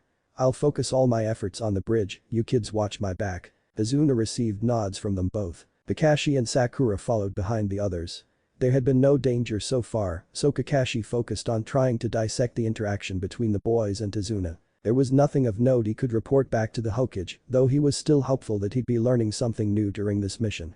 As the team continued forward, their surroundings were enveloped in a dense mist. "Naruto-sama, this mist is chakra-based. I can only think of one shinobi immediately available that could produce such a dense fog." Sasuke readied himself, placing a grip on his blade. "Ah, so I was right, this trip will be fruitful indeed. What the hell are you two talking about?" Tazuna was beginning to worry. "Alright. Naruto, Sasuke, Sakura. Form a perimeter around the client." Their sensei's experience shined through in this moment as he quickly took control. "Right," responded Sakura, but Naruto and Sasuke didn't even move. "Hey. This isn't the time to freeze up, get in position." Kakashi thought they might have been spoked, being placed in a dangerous situation for the first time. "Kakashi-sensei, just be quiet and watch over Sakura. Tazuna is in absolutely no danger as long as he is by my side, but I can't say the same for you two." Tazuna felt a bit more at ease after hearing the blonde's words. "Naruto. Now is in." Kakashi cut his rant short for an emergency drop, pulling Sakura down with him. Trusted reflexes saved sensei and student from being bisected by a massive spinning broadsword, sawing it through the air. As the blade continued towards the bridge builder, it suddenly stopped. All anyone could hear was a little rattling sound. Kakashi looked up to see the blade, seemingly floating in front of Naruto, Sasuke, and Tazuna. A thin, dark, snake-like silhouette near them, seemingly dancing in the mist. "Kakashi-sensei, better look alive. It's gonna be hard spying on us for the old man when you've got problems of your own." Kakashi got to his feet, simply to have chains shot out from opposite ends of the tree line, wrapping around his wrist. "Damn it, there's more than one enemy. I should handle this quickly. I know the plan was to hold back and see what they could do, but there are too many unknowns right now." Swift maneuvering allowed Kakashi to yank two masked combatants out of the shadows and to the center of the clearing. "Damn, I didn't expect him to be able to force us out like that, Gozu." The first assailant had shoulder-length wild dark brown hair and dark eyes. He wore a rebreather that covered the lower half of his face and a matching gauntlet to his brother's on his left arm, including a chain.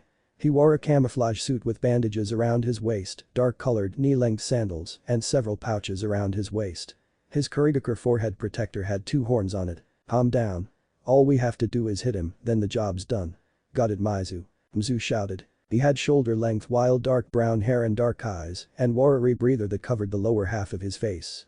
On his right arm was a large clawed gauntlet with a chain coming out of it. He also wore a camouflage suit with bandages around his waist, dark-colored, knee-length sandals, and a ragged black cape. His Kurigakure forehead protector had a single horn on it. The demon brothers then dislodged the chains from their gauntlets and charged for Kakashi, who pulled out 2 kunai to deflect their claws, clearly coated in poison. The three were engaged in close quarters combat, Kakashi quickly taking advantage in the exchange. Good, very good Kakashi-sensei. Finish up and you'll be able to watch the main event uninterrupted. Naruto shouted towards Kakashi. Then, the prince grabbed the broadsword and threw it a short distance ahead of him until it was lodged in the ground. Zabuza Mamachi, you might as well come out and face us. The surprisingly boisterous voice left the boy, echoing throughout the forest. An imposing figure began to form in the mist, its hand grabbing and pulling the blade from the ground. I never thought I'd see the day when some little shits call me out. Are you that stupid or that naive? The man in question stepped forward. He was a tall and muscular man with light grayish skin, short spiky black hair, dark brown eyes. He wore bandages like a mask over the bottom half of his face and wore his forehead protector sideways on his head. His attire was a sleeveless black shirt and matching pants, complete with a waist guard, striped wrist, and leg warmers. Humming from the renowned ninja dumb enough to reveal himself within his own stealth jutsu. Maybe you're not as good as you think. The words dripped venomously from the raven-haired child. Your sensei seems to be busy with Tuchknin, and all I see is a bunch of genin. I don't think there's any need for me to worry. Now, why don't you be good little boys and let me kill the old man? If you listen, I'll make your death painless. Zabuza delivered quite the humorous threat. Though he made it clear that was still a serious one, evident by him flashing his massive blade. Azuna felt he had no place here. He was no more than a simple carpenter, desperate to see his village thrive. He presented no real threat to anyone, yet Gato thought it was necessary to send these crazy assassins after him. Sakura's reaction was similar. She looked on as her sensei proceeded to smack around the two armed combatants and her teammates stood their ground against such a formidable threat. She had never heard of this Zabuza before, but she was getting used to the feeling of danger, of death looming over her. She felt she couldn't move to help anyone. She didn't even know if she could run away if she had to. Kakashi had knocked out the demon brothers and created a shadow clone to secure them. He then rushed to engage Zabuza, but was stopped and forced to jump back when a chain shot out towards his head. No need to interrupt, Haddock. Just sit there and wait your turn, that is if you get one. Sasuke and I will take care of this threat. Naruto spoke as if he was running point. But that blatant show of bravado, Kakashi saw his chance. He decided to obey. Since his first real interaction with them, they conducted themselves like professionals. They were efficient, precise, and intelligent. If they felt that there was no real threat, then maybe there wasn't. Ahaha you kids are. Zabuza quickly jumped back, narrowly dodging a horizontal slash from Sasuke, aiming for his neck. Sasuke, do your best not to kill him. We want to see what he's got. Understood. That might be somewhat difficult. With his moves, I'm surprised he hasn't already been slain. Sasuke then took a fighting stance with the blade in hand. I believe you'll be able to get it done. You're my knight after all. That genin is fast. A second later and he might have taken my head. Zabuza felt no need for idiocy.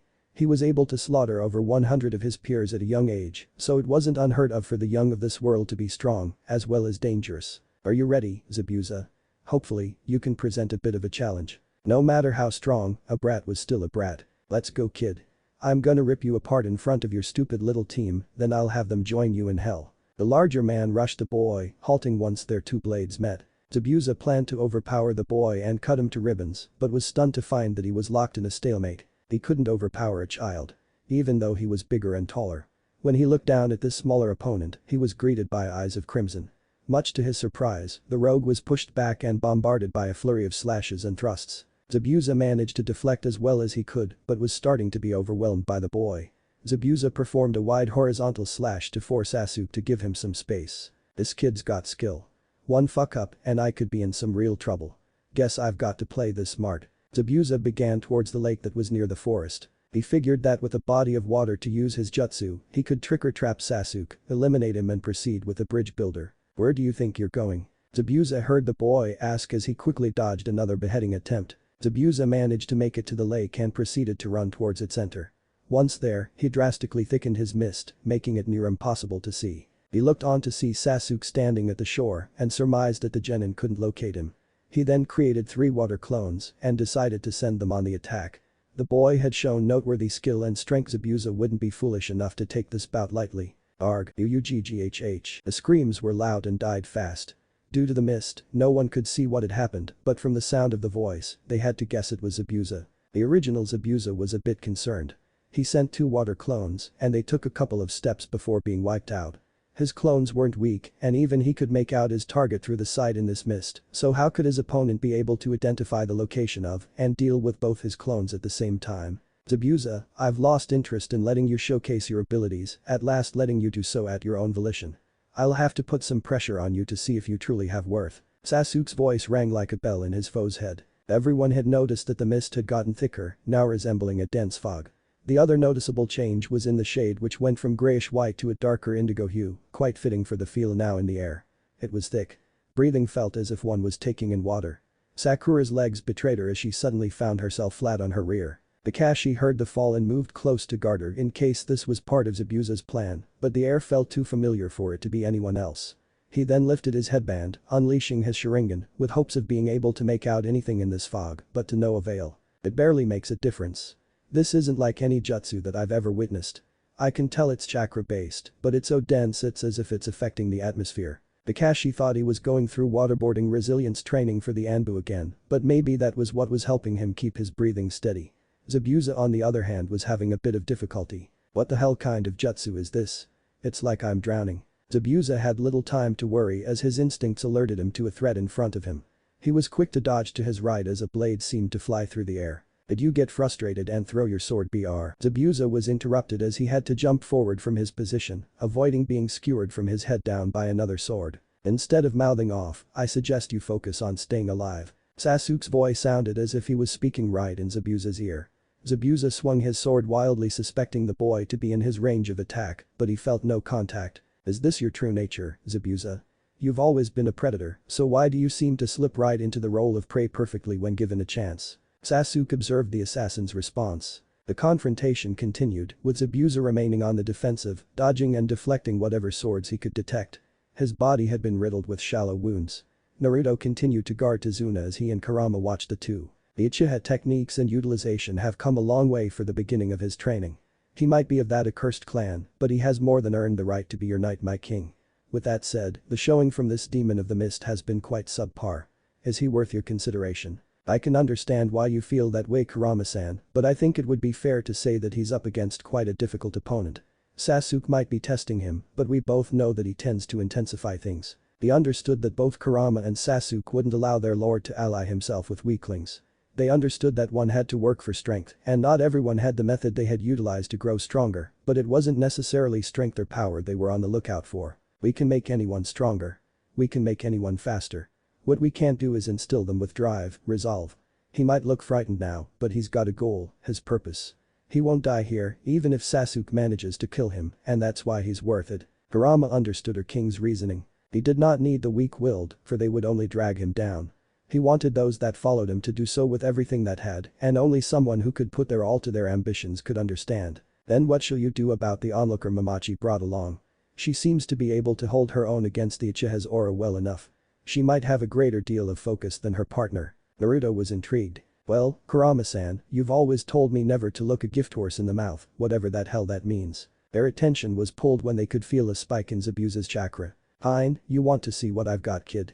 Take this. Water style. Great waterfall. Zabuza tore through the set of hand signs, launching a massive vortex of the lake water in the direction of the clearing they had originated from. It was still hard for the others to see, but the trembling and sound of the attack was a clear indication something was coming. But showing, Zabuza. You might have worth yet. Unfortunately, I feel no need to continue this fight.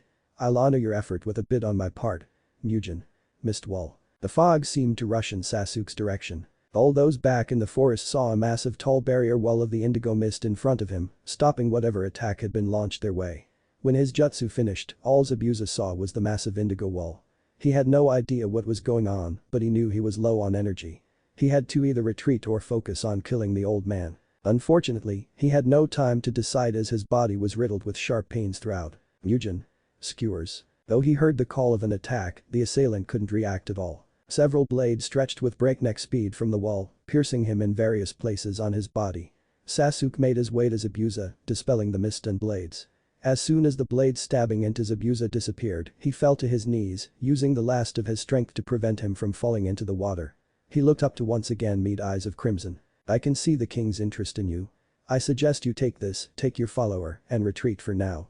And quickly, before our sensei catches wind. Sasuke had a black scroll with an orange string tied around it. Zabuza had many weird experiences in his life, but this one had quickly shot up to the top of his list. He was completely dominated by some hidden leaf genin, who was now offering him a chance to run off and lick his wounds. Sasuke also seemed to notice the presence of his backup, which Zabuza started to doubt would have been able to help at all against the boy. Zabuza continued to look at Sasuke and the scroll he was holding before reaching out and grabbing it. You've made a good choice. Call your partner and have them help you out of here. When you're alone, open the scroll. Sasuke told Zabuza, who then turned his head to the right and nodded. Suddenly, a shinobi appeared beside Zabuza, wearing a standard Kurigakure pinstriped outfit that stopped at the knees. Over this, they wore a green haori with white trimmings, and around their waist a brown sash with a fringe trail wrapped around his waist twice. The shinobi also wore a hunter nin mask, which was white with thin curved eye holes and a red wavy design in place of the mouth, as well as the Kurigakure symbol etched in the top. The new arrival bent down and helped Zabuza to his feet. You know that I could come back and you guys and the old man, right? Sasuke didn't even flinch as Zabuza delivered a final threat. He just shot him a smirk. If you return to try and kill the bridge builder, I won't be your opponent next time, it will be his majesty that you face. Zabuza could tell by the way the boy delivered his message, he got lucky this time. Zabuza-sama, we must leave now. Zabuza nodded in response, while never taking his eyes off Sasuke. Kakashi arrived at the clearing just as Zabuza and his partner used a shunshin to escape. He would have arrived sooner, but he wanted to ensure that Izuna and Sakura were safe and sound, and it seemed that Sasuke was able to handle the threat after. Kakashi noted that Sasuke seemed completely untouched. Even I don't think I could go head to head with someone like Zabuza and come out unscathed. On top of that, they were both able to handle the situation and keep me in the dark. Their vision and sensory abilities should have been disrupted by the mist, same as mine, yet they didn't have a problem both attacking and defending. But this just raises more questions, like what the hell is that mist that Sasuke seems to be able to manipulate, and what is Naruto capable of if Sasuke shows him that much respect, how much are they holding back? Kakashi decided he would have to think about that later as Naruto, Izuna, and Sakura arrived at the clearing. Sasuke then started heading towards the rest of his team. Sasuke, what happened? Kakashi asked. I was able to hold Zabuza back, but his teammate arrived, and I felt it was best not to engage in a fight at my disadvantage. They then retreated. Sasuke's answer was short and sweet, Kakashi assumed to hide how he was able to handle such an opponent. Sakura stayed in the back. She was honestly frightened. Sasuke and Naruto treated an assassination attempt like some boring class lecture. She was starting to feel like she had been thrown into a team with a pair of monsters. Izuna on the other hand was quite impressed. He didn't know how they did it or even what they did, but he was completely fine. Now that he thought about it, the enemy didn't even get too close to him. The blonde stayed by his side the whole time, and the black-haired boy pushed the threat far from him. He was starting to believe that with these two, the bridge to a new future for his home could be built. Amazing work, Sasuke. I knew I could trust you to handle the situation. To everyone else, they thought it was just the whole king and knight dynamic again, but Sasuke understood the deeper reasoning of the praise. He had assessed the value of a potential ally and delivered an invitation, while also concealing his abilities from the leaf. Thank you Naruto-sama. Kakashi-sensei, I believe it's time to continue. Sir Izuna has an important mission himself, and as his escorts, we shouldn't hold him up. Naruto seemed to take charge of the team again. No one was hurt, nor were they tired, so Kakashi had no choice but to agree. Alright then. Team 7, onwards to the land of waves. In a hideout elsewhere, Zabuza-sama, I have finished dressing your wounds. Took you long enough Haku. Zabuza spat out towards the now unmasked shinobi. The now identified Haku had long black hair, pale skin and large dark brown eyes, and a slender frame. Haku's long hair was gathered in a white bun holder, while 2 locks of hair fell loose framing her face, bound with metal hair cuffs at the ends. Her whole body was covered in cuts and gashes, with several somewhat deep penetration wounds. It should have taken longer, to be honest. Haku's soft smile hid a sadder tale. I still have no idea what kind of power that kid was using. It was indeed concerning. We haven't come across anyone with the proficiency in the hidden mist as you are, yet the mist he was able to produce was far denser. Haku noted from what she was able to observe while on standby. And it's like he was able to make swords out of nowhere. It frustrated Zabuza thinking back about Sasuke's weird jutsu. At the end, you launched the great waterfall jutsu, which collided into what looked like a wall made of the mist. Then, swords stretched from the wall to you. It was like nothing we had ever faced before Zabuza-sama. I don't need a reminder, Haku. Maybe that kid has some kind of Kekkei Genkai like you. On top of that, the blonde never seemed concerned with us either. Haddock showed concern at our arrival, and the girl basically pissed her pants, but those two brats. He had initially thought it was arrogance due to inexperience. That couldn't have been any further from the truth. They weren't cocky punks, they were warriors who saw no threat before them. What shall we do with the scroll you received from the black-haired boy? Haku asked with the said scroll in hand. I guess now's as good a time as any. The kid was saying something about his king and his majesty, I wonder what the hell that was about. Zabuza took the scroll and unwrapped its tying. When he peeled the scroll open, the room was suddenly filled with smoke. Haku was quick to move in front of the wounded Zabuza, with senbons between her fingers. When the smoke dispersed, the two were greeted by a figure wearing a white red-lined Haori with the hood up.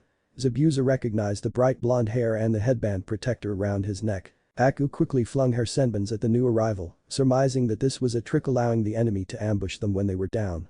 She was surprised to see a shimmering onyx chain erupt from the Genin's back, swatting away the projectiles. It's the blonde brat. Zabuza tried to ready himself for battle, but found he was in too much pain to muster the necessary strength. Hey, why don't we relax? I'm not here to fight. I am a clone of His Majesty, Naruto Uzumaki, the last and sole heir to the kingdom of Uzushiogakure. Both of them stayed alert. They had no clue whether or not this was some kind of trick, plus that chain coming out of the clone continued to move around as if it were a serpent waiting for the chance to strike. Uzu, what the fuck are you talking about, kid, and what the fuck do you want? Zabuza was in no mood to be toyed with. Understandably, you haven't heard of the once great Uzushiogakure, but it is His Majesty's mission to change all that. I am here merely as a messenger. My lord seeks those with the resolve necessary to change the world, whether it be through diplomacy or violence. You have gone through many hardships and faced a plethora of challenges that would have ended most men. Yet here you are, doing what you feel is necessary to accomplish your goals. You were just handed a humiliating defeat, yet you have shown no signs of deviating from the path you've chosen. The pair were stunned. Clone or not, this kid had to be no older than 13, yet how he spoke would have easily contested that. Zabuza had been praised before, it was always before someone attempted to take his life, but he thought it was all the same, until today. This was some stranger, yet he was making such a strong impression. He could see Zabuza not for the demon he could be, but for the survivor that he was. It's also clear to His Majesty that your companion also has the resolve he seeks. The hardship and resilience that's present in your eyes. You have seen and committed your fair share of atrocities, but who among us hasn't? Just a glance in her eyes was all it took to discern her resolve. The king, His Majesty Lord Uzumaki, would like to offer you both a chance to join him as his allies in his effort to bring in a new age. He plans to rule the world, but no one man can't do it alone. Why would I want to ally myself with, let alone follow some punk genin from the leaf? It may have been a bit aggressive, but Zabuza had to ask, what was in it for them? The same way His Majesty requires allies to assist him with his goals, so too do you and your ambitions. Two people against a whole village don't seem like favorable odds, especially when you would be up against a Jinchuriki. My lord is willing to help you become stronger in more ways than one. And with that strength and our comrades, we will create an empire beside him. Zabuza's eyes almost bulged out of his head. Naruto knew of his past, his goals, and even his adversaries. I think I got the picture now. Zabuza said as he struggled to stand up. I'd be lying if I said I wasn't interested, but I refuse to follow someone I don't respect or who's weaker than me. So, if your king or whatever can best be, then he'll have my blade to use as he sees fit. Haku didn't know what was happening. She had never seen Zabuza respond to anyone like this, it may have been the calmest she had seen him, maybe more so than when they tried to kill the Mizukage. Excellent, and what about you, madam? Would you be interested in siding with His Majesty? Haku was taken back. She didn't expect to be offered an invitation. Whatever decisions Zabuza-sama makes, I will follow. The clone simply nodded. If that's all settled, when you are combat ready, seek out His Majesty, and he will be more than happy to demonstrate his strength to you.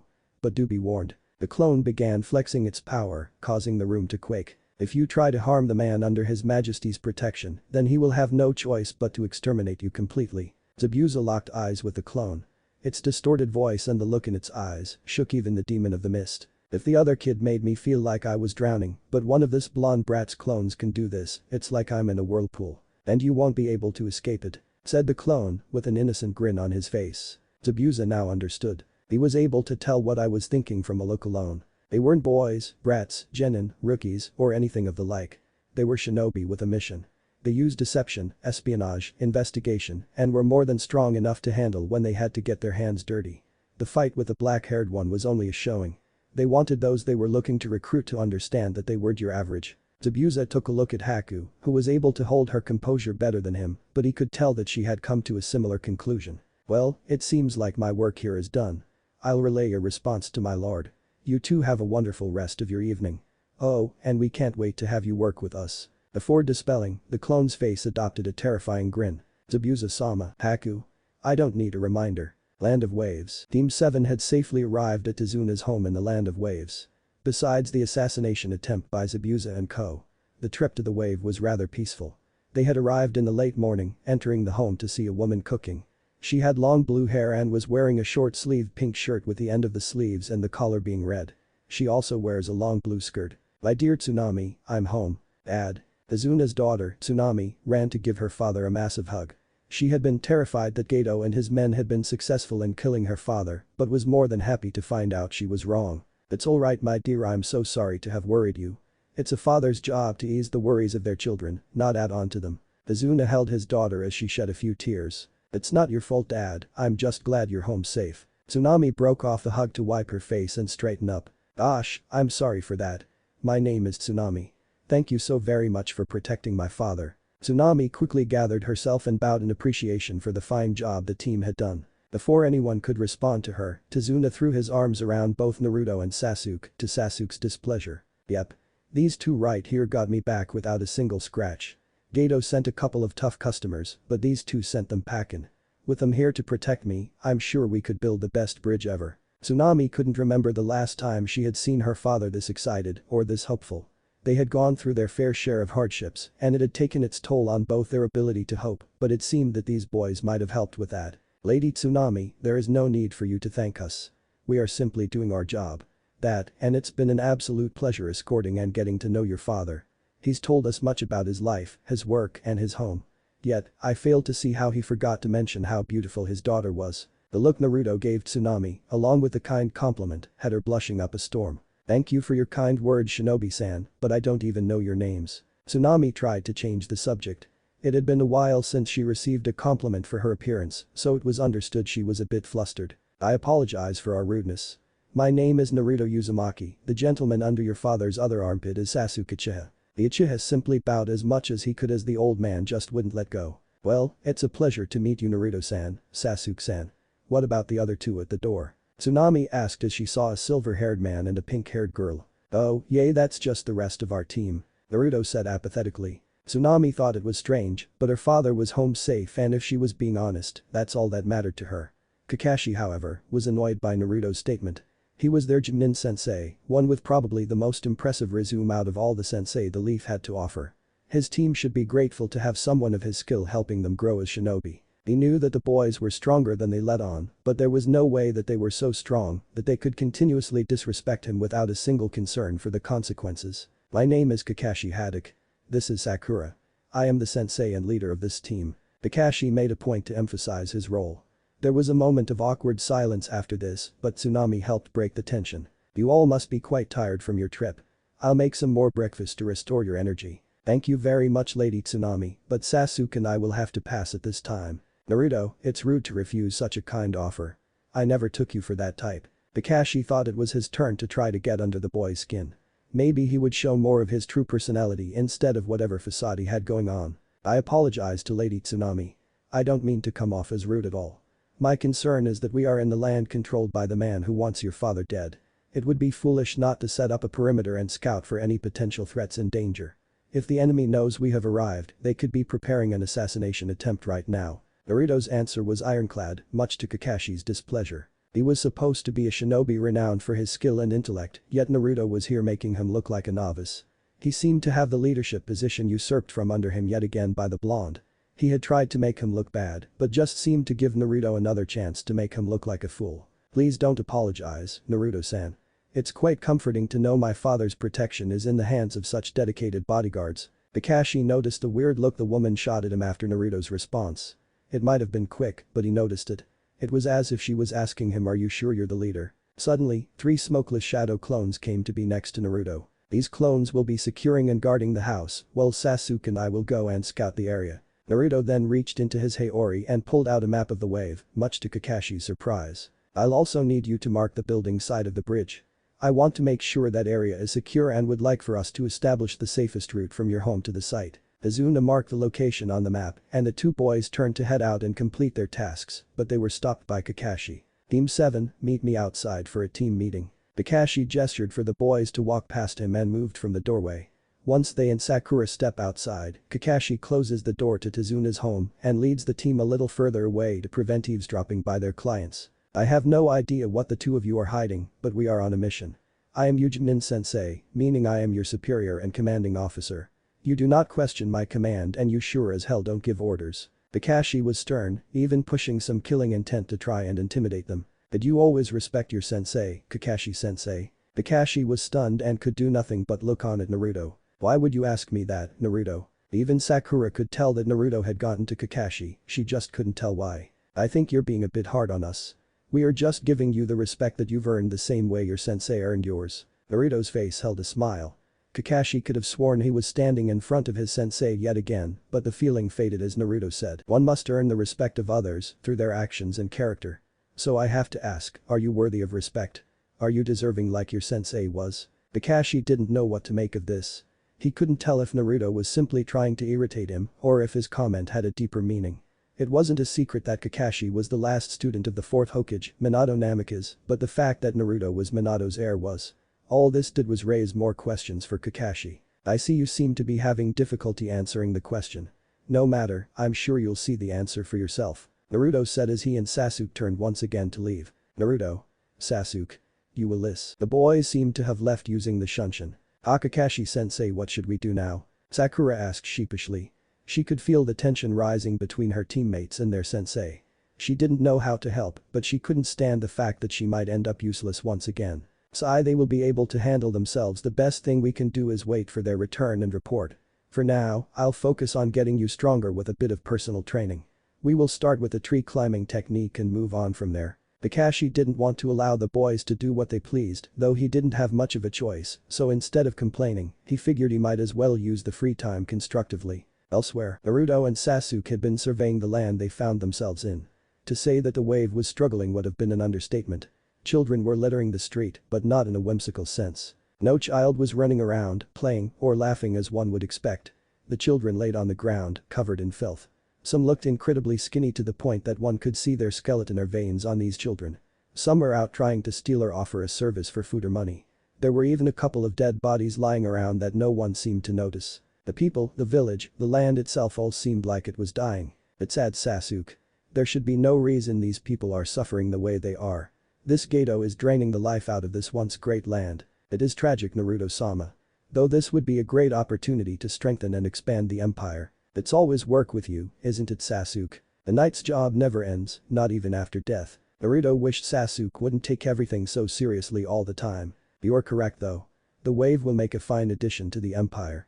With all the amazing resources here, our science division will have a field day." The two continued through the town, noticing there were a good number of mercenaries roaming around. They figured that they were part of the militia Gedo had assembled to control the land by fear. They had witnessed the mercs harass and bully wave citizens. Not a single person stood up for themselves, it seemed they just didn't have any fight left. Sure, they could have easily handled all the hired thugs they had come across, but that was not their mission, nor was it in their best interest. Naruto had grown and learned much about the world, especially the cruelty of it. What he wanted to do was on a grander scale than stopping a greedy businessman from destroying a town. Naruto would have to ignore their blight for now, but he knew that they would thrive in the end, and they would thank their king for it. Naruto and Sasuke had continued to the small mining area of the island. Due to Gedo's rule, trading became limited, therefore there was hardly any need to mine, leaving them abandoned. They entered and continued down a mine shaft for a couple of minutes until Naruto signaled for them to stop. This should be good enough. First, let's set up a barrier. 4 Naruto clones appeared, 2 moving a bit further down the shaft, while 2 moved back towards the way they came. The clones took a rectangle formation and began to run through several hand signs. Sealing jutsu. Full concealment barrier. The clones placed their palms on the ground as a sealing array appeared. Each array shot a single line that connected, forming a rectangle on the ground. Transparent walls of light begin to form until a rectangular barrier surrounds the two. From the inside, it seemed as if nothing changed, one couldn't even tell they were in a barrier unless they were really looking. On the outside of the barrier, one couldn't tell there was anyone there. Naruto had designed this barrier during his sealing studies and was incredibly proud. It would refract light and limit sound on the inside, so no one could see or hear anything from the exterior. Now to set up the gate. Naruto then reached into his Haori and pulled out a scroll. He opened and rolled the scroll out on the floor. The scroll appeared to be blank until Naruto started to pour a large amount of chakra into it, revealing a ceiling complex-looking ceiling array. Ceiling Jutsu. God's Gate. As Naruto called its name, a black-colored torii gate rose from the scroll. When it finished, it stood at 8 feet tall, with its opening resembling a slowly moving azure whirlpool. Are you sure they'll be able to open their side of the gate? From my understanding, it takes a good deal of chakra. The test showed that it should work fine. Both sides of the gate are connected by the same matrix, so the chakra I put into it should allow for both sides to be open. Besides, Malice-san is more than powerful enough to open the gate on her own, so I doubt they'll have any trouble. The two noticed that a red variant of the Leaf Standard Anbu blade gently fell out the gate. That's Kagura's blade. That means the gate was a success. Sasuke walked up and picked up the blade. Of course it was. It's a Naruto Uzumaki original, meaning it's a jutsu built for a king. Naruto crossed his arms and stood with pride at the success of his jutsu. He had been trying to replicate his father's legendary technique, but found that though it was difficult for him. It didn't fit the way he did combat. He couldn't ignore the potential of what may be the most powerful space-time jutsu their world had ever known, so he did what he always did when he found things difficult, go back to the basics. He was a king and believed that there was a chance that like before, his kingdom might one day come under attack from a powerful and vast enemy power. He would need the strength to protect his realm. Naruto strived to make his space-time techniques more defense and utility-oriented and was proud of the fruits of his labors, this one being a space gate that would allow one to traverse any amount of distance between the two entry points. Pass. I'll send a chain, so they know it's safe. Knowing them they would still be a bit hesitant. Naruto sent a chain out which grabbed the blade for Sasuke. It then went towards and passed through the gate. He felt the blade was taken from his chain, so Naruto recalled it. Along with it out the gate came 3 people. The first one was an impeccable beauty, a woman with lustrous medium jet black hair and the face of a goddess.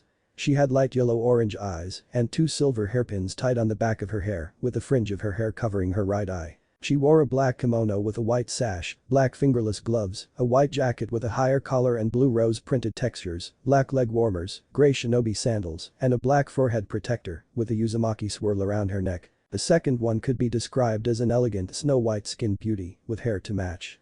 She wore a revealing red outfit, showing her midriff, arms, and legs with her white hair tied back by a multicolored rope with bells attached to it. When she entered the area, she had a white kitsune mask with red marking on it, including an Uzumaki swirl in the center of the forehead. She removed the mask, revealing her ice blue eyes and enchanting face. She had multiple tattoos that resemble flower petals on the left side of her face and midriff, as well as her left leg.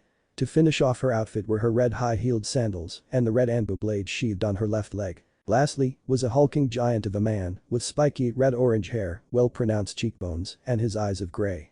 He wore a sleeveless blue shirt that tucked into his dark gray pants, which, in turn, are tucked into military-style boots. His pants were held up by a red belt with a buckle engraved with a Uzumaki swirl, which matched a strap going across his chest from his right shoulder to under his left arm. This strap held 2 large cannons to his back. The man was holding a large metal chest in his left hand, and he had a metal band embedded a bit of his forearm. The 3 new arrivals stepped in front of and bowed to Naruto. "Greeting my lord," said the large man. "Greetings, Naruto-sama." Came from a white-haired woman. "Greetings Lord Naruto." The black-haired woman was the last one to greet him. "Bando, Kagura, Malice-san, please rise. I'm glad you were all able to make it. It has been some time since we have been able to see each other." Naruto named the individuals in the order they greeted him. "Greetings to you as well, Lord Uchiha." Spoke to the woman now identified as Malice. "Greetings to you too, Malice-sensei, Kagura, Bando." It was a rare sight to see Sasuke behaving cordially with others, but these 3 were comrades that Naruto and Sasuke had made among their journeys outside the Leaf. The 3 were shinobi who had encountered the cruelty of the world in some way. Malice Rinha was an incredibly powerful shinobi from the Rinha clan, which possessed incredibly powerful and potent medical ninjutsu. The clan also had an incredibly powerful and rare Kekkei Genkai, which allowed them to absorb a person's chakra and duplicate their appearance and memories, of which she was the most powerful practitioner. Due to the immense power she and her clan held, much like the Uzumaki, the Rinha were targeted. The Rinha hide their secrets well, so well in fact that they had to be taken to their graves. The attacks against the Rinha led to their annihilation, except for Malice and her only son, Yudo. Malice had taken her son and went into hiding, in the hopes of protecting him. Unfortunately, fate had other plans for the two. The deadly virus began to spread through the world, and the 5 Kage at the time felt it best to look for a solution in the way of the Rinha clan. With rumors of survivors of the attacks, they put their best in sniffing them out. One unfortunate night, a group of hunter nin was successful in finding their hiding place at the time and had alerted the cage. They had orders to capture them alive and moved in to do so, but Malice was alerted and a battle ensued. During the bout, a hunter nin was successful in capturing and escaping with Malice's son, Yudo. During the moment she noticed Yudo had been captured, she was distracted long enough for several of the hunters to land several severe wounds on her. But the last of her strength, Malice was able to use her style Andalian technique to create a sinkhole-like effect with her at the center, which was able to drag in and bury the remaining assailants, killing them. With no more remaining strength and blood loss from several wounds, Malice fell unconscious. She soon awoke and retreated to the first place she could find to lick her wounds and prepare to rescue her son. With her medical prowess and ninjutsu, it didn't take long for her to recover, but by the time she was ready to save Yudo, she had learned that it was already too late. They had experimented on Yudo, believing that he might hold some hidden secrets that would allow them to combat the virus, and unfortunately for him, their assumption was right. For some reason, Yudo was immune to the virus, and the medics were able to use Yudo's DNA to create a vaccine, but this ultimately cost Yudo his life. Her husband was killed along with the rest of her clan. Her child was ripped from her in the dead of night for a superficial reason such as protecting the many. She knew they tore her away from her son out of fear. Fear of her strength. Fear of their mortality. She then began to dedicate her life to make all their fears come true. That was until she came across the pair of Naruto and Sasuke. They were children, no older than 9 years old at the time, walking without a care in the world in the forest of the land of hot water. Malice had found herself there, developing new arts before taking her revenge against the cage, but was surprised to find these two wandering around. Whether it was her motherly intuition or just curiosity, she decided to approach the boys, but she found herself in a taijutsu exchange with Sasuke. She came out on top after a strenuous round of fighting, though she found herself pretty wiped afterward. Malice was confused when Naruto told Sasuke that there was no need to attack her in the first place if the chains didn't. After an impressively formal and regal apology, Naruto introduced himself and Sasuke and offered her their services as a means of atonement for Sasuke's actions. As confused as she was oddly relaxed and joked that they could repay her by supplying her with something to eat. Naruto then pulled out a scroll from seemingly nowhere, unraveled it, and used it to summon a box, which opened to reveal some of the finest beef she'd ever seen. There were several different circle seal matrices on the scroll, and Naruto used them to summon boxes of vegetables and rice, seasonings, and even one that had cooking utensils, bowls, and pans. Naruto made a fire and quickly made a delicious beef stir-fry for Malice, and had even managed to make a couple of rice balls, which she noticed Sasuke thoroughly enjoyed. When Malice had asked them what they were doing out in the forest, Naruto just stared deeply into her eyes. She found herself unable to break eye contact with him for what seemed like hours. After a couple of minutes, Naruto blinked and adopted a smile on her face that tugged at Malice's heart. It resembled Yudo's smile. Naruto then told her his whole story, Kyuubi and all. Sasuke followed suit with his tale, with Naruto wrapping up by informing her that they were on their way to his ancestral home, Uzushiogakure. There, they would see if there was anything they could use in their journey to create an empire and take on the world and the hand it dealt them. Malice sympathized with the boys' cause, and while she was still grieving the loss of all she had known, she felt like she had to help these boys. Naruto told her he was a king by birth. An emperor who had his throne stolen from him. He was hindered and abandoned out of the fear of the beast he could become, and now here he was, a child in a killer's world already fighting to make his dreams a reality. Sasuke was left in the dark of all the goings-on around him, which resulted in him being left scarred and alone. The home which his brother had sacrificed his freedom and clan for, left Sasuke alone. He was treated as if he was some glorified object. The leaders and elite of the village referred to him as the last Uchiha and Uchiha prodigy, trying to mold him into a skill tool they could use simply like they used his brother Itachi. Malice told the boys that she was a strong and somewhat feared missing nin, and that she would be happy to train them in a bit of what she knew, which the boys quickly accepted, informing her that they had only trained on their own. She traveled with them to Uzushiogakure and trained on the way, and was surprised to find that they were incredibly powerful and a bit more skilled than anyone their age should be. Their physical abilities alone were terrifying from what she witnessed. Along the way, she informed the boys of her story, feeling they were mature enough to understand. That gesture of trust pushed Naruto to reveal to her the Uzumaki chakra application and the Uzumaki time dilation field. Once they arrived at Uzushiogakure, they began their training and bonding, with Malice becoming a mother figure sensei to boys and them becoming her adopted children. She imbued in them all the Rinha arts which the two took to quite well. Sasuke found he was able to use several of the advanced techniques to further his combat ability, and Naruto helped Malice in creating a medical jutsu that could contend with any created by legendary medical nin, Tsunade. As time went on, Malice's desire became to see this new empire come to fruition, for she wanted to see it topple the world that took her world from her. She came to understand what she had lost was gone, but she now had the power and the drive to create a new world where her boys could never be taken away from her. Naruto and Sasuke came across Kagura about a year after meeting Malice. The two of them were training through real-life experiences. Malice suggested that the two of them hunt down entries on the bingo book to help hone their skills and help collect funds for their ambitions. They had captured and killed several of the bounties in the bingo book, and luckily for them, they happened to be around the bounty collection office in the Land of Fire, close to the border of the Land of Tea. The boys had been using the henge to hide their identities, and after collecting the bounties of their captures, they were headed back to Uzashigakure. The plan was to report to Malice, give her the funds they collected, go back to the Leaf for a period, and replace the numerous clones they had left to cover for them. Once they confirmed that everything in the village was normal and that there was no suspension of anything going on, they would head back out of the village to continue on their mission towards building their empire. Before they could make it back, they came across Kagura wearing her kitsune mask surrounded by a group of Leaf Anbu. She quickly performed some hand signs as some of the Anbu went to attack her.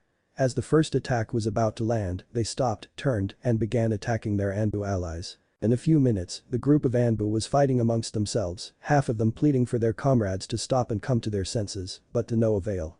By the end, the bodies of the Anbu littered the forest floor. There was only one survivor whose throat was quickly slited by Kagura. Believing that the onlookers were backup, Kagura went on the attack. They fired off several of her knives with her chakra strings attached, making the knives move irregularly towards their target. As the knives closed in, Naruto's King's Guard sprang to life, stopping the attack by deflecting the knives and severing Kagura's strings, much to her surprise. King's Guard then went and restrained Kagura, wrapping around her and quickly siphoning her energy. The boys approached the Kunoichi and using one of his chains, Naruto removed her mask revealing her beauty. The two boys interrogated her, asking for her reasons for attacking them and why she was being hunted by the Leaf, but found that she was a resilient one. Naruto used his chains to make her kneel, he then dropped his henge, revealing to her that he was just a 10-year-old boy. Now that both were at eye level, Naruto stared into her eyes and after a couple of minutes, asked her of the wrong the Leaf had committed onto her. Kagura couldn't explain it then, but after joining their mission, she explained it as Naruto's majestic charisma that got her to reveal her past to them. She told them of how she was an orphan of the Leaf. One with an immense talent for ninjutsu that could rival Hiruzen Sarutobi, the professor of shinobi. She was skilled in all manner of chakra control and manipulation and quickly learned as many jutsu as she could, even those deemed forbidden. Kagura's growth was quick and her strength couldn't be ignored, earning her a spot amongst the Anbu at 10. With the privileges granted to her with a rank, she dived into ninjutsu theory, using her intellect to help her break down, reconstruct and improve her application of it. She took techniques like the chakra strings and improved on them heavily for a variety of uses and was able to even improve upon the forbidden jinjutsu. Salbane, which would cause its victim to treat everyone around them as enemies. They saw the power of the jinjutsu as it dealt with the Anbu in a very efficient manner. She believed that she would be able to continue strengthening and improving upon herself till she was a worthy candidate for Hokage, but when she turned 13, she was betrayed. Kagura was a powerful kunoichi, capable of taking on the elite of the elite, but she was also a loner, unable to form any solid bonds within the village. No one truly knew her, and for those that did know who she was, it was more so that they knew what she was capable of. She was an enigma. One that was gaining power too quickly for the liking of those in charge. One night, on her return from a solo mission to deal with a band of bandits, she was ambushed by several dark-clad individuals, wearing white masks with void eye holes. After fighting for a while and killing a few of her assailants, she was pinned down by the remaining -1 of them, who tried to place a strange-looking ceiling tag on her. Luckily, during her skirmish she was able to use her chakra strings to set up an original technique she dubbed string theory. Recall retaliation, which recalled the string and the knives she had attached to their ends at high speeds. With the opponent focused on her, they wouldn't notice the blade-tip strings coming from their rear. But the quick maneuver of her strings, she was able to strike the throats of her captives, successfully killing all but one, who was too wounded to continue their assault. She unmasked the wounded attacker, showing it was one of her former Anbu teammates, and continued to unmask the rest, revealing that they were all former Anbu. Using the psycho mind transmission on the last assailant alive, Kagura saw memories of them watching her constantly and reporting back to a figure that always seemed shadowed out. She dived deeper until she was able to find a memory of the team, reporting that she had just finished her mission and was returning. The shadowy figure seemed to be sitting and wearing a hat of some kind. The figure asked if they believed that she would be useful to them, to which they answered that they believed she would, but she would most likely need to be forced. The figure seemed to become a smidge clearer, revealing the individual to be elderly. The figure then ordered them to test her and take her if Kagura proved worthy. In the end, she was forced to cut her jutsu due to the ninja succumbing to his injuries, but she was sure that the person who had ordered this attack was the third Hokage, Hiruzen Sarutobi. She didn't have a moment to rest as from the treetops, more of what she believed to be her Anbu brethren descended upon her. With the last of her strength, she utilized the Salbane to turn a few of her attackers against each other and fled to lick her wounds. After some time, she learned that she had been deemed a traitor who in the pursuit of forbidden jutsu, killed her fellow shinobi and fled the village, becoming a missing nin that the leaf had been sending hunter nin and elites to end. She wasn't dumb enough to believe that these kids were ordinary, and from the physical features of Sasuke, Kagura could tell he was an Uchiha. They were of the same village after all, and she had seen many in her time as a leaf shinobi. She deduced that these boys had to be of the leaf of that fact and Naruto's earlier question, but she was still left with the question of how the boy was so insightful.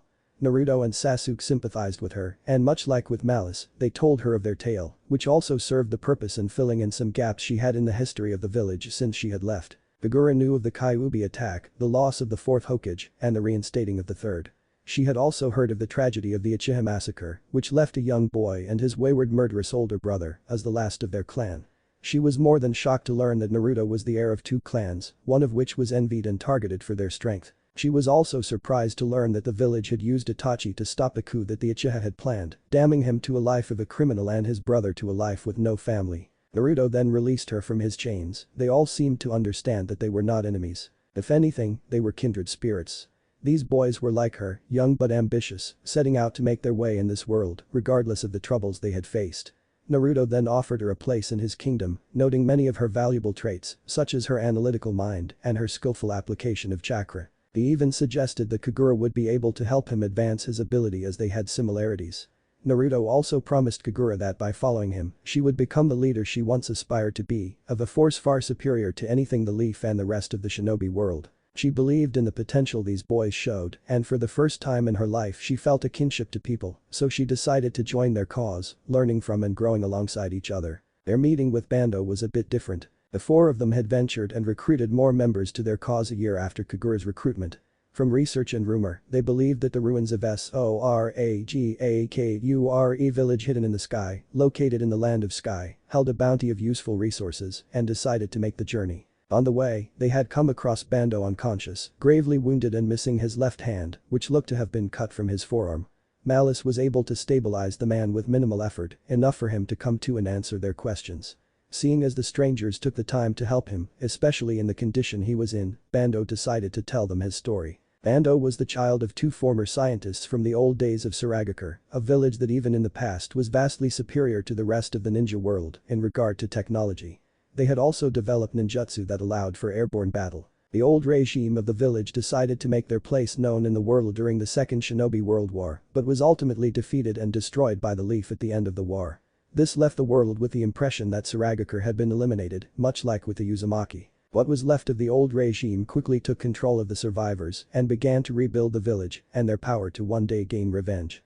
Bando's parents died as a result of the war, but he dedicated himself to the world of science in honor of his parents and to make a way to defend those he cared about from facing an untimely fate. Bando proved to be a scientific mind of great prowess. It was as if technology or maybe science itself liked him. Unfortunately for Bando, his discoveries and inventions were sold and used to increase the village's strength and funds, while under the guise of being wiped out. Bando had recently found out that the village leaders had been doing business with the likes of what he deemed monsters. Among those were the Mizukage and his bloodline hunters, who mercilessly slaughtered anyone possessing a Kekkei Genkai, and the infamous Orochimaru, who had been kidnapping and experimenting on people throughout the shinobi world. Bando even learned that they had sold several of their citizens as guinea pigs for Orochimaru's nefarious purposes. Bando was upset that his science and his people were being used to harm the innocent and was furious that it was the leaders of his people who were treating them as expendable tools to further their twisted need for revenge. Bando had spent his years honing not only his scientific mind but his physical body and shinobi skills and created a fighting style allowing him to capitalize on his inventions. Feeling he had no other choice, Bando loaded up what he needed and went to attack the leaders of his village in hopes of ending their tyrannical reign and mistreatment of his war-torn people. Bando was successful in getting through most of the guards without fatally hurting them, but found himself swiftly defeated by the current leader of their village, Shin. After beating on a defeated Bando, Shin explained that with Orochimaru's help, he was able to develop a seal that allowed him to passively absorb nature chakra and use it to fuel and strengthen his immensely powerful body revival technique. Using the jutsu, Shin went from an elderly man with long gray hair and yellow eyes to a muscle-bound behemoth.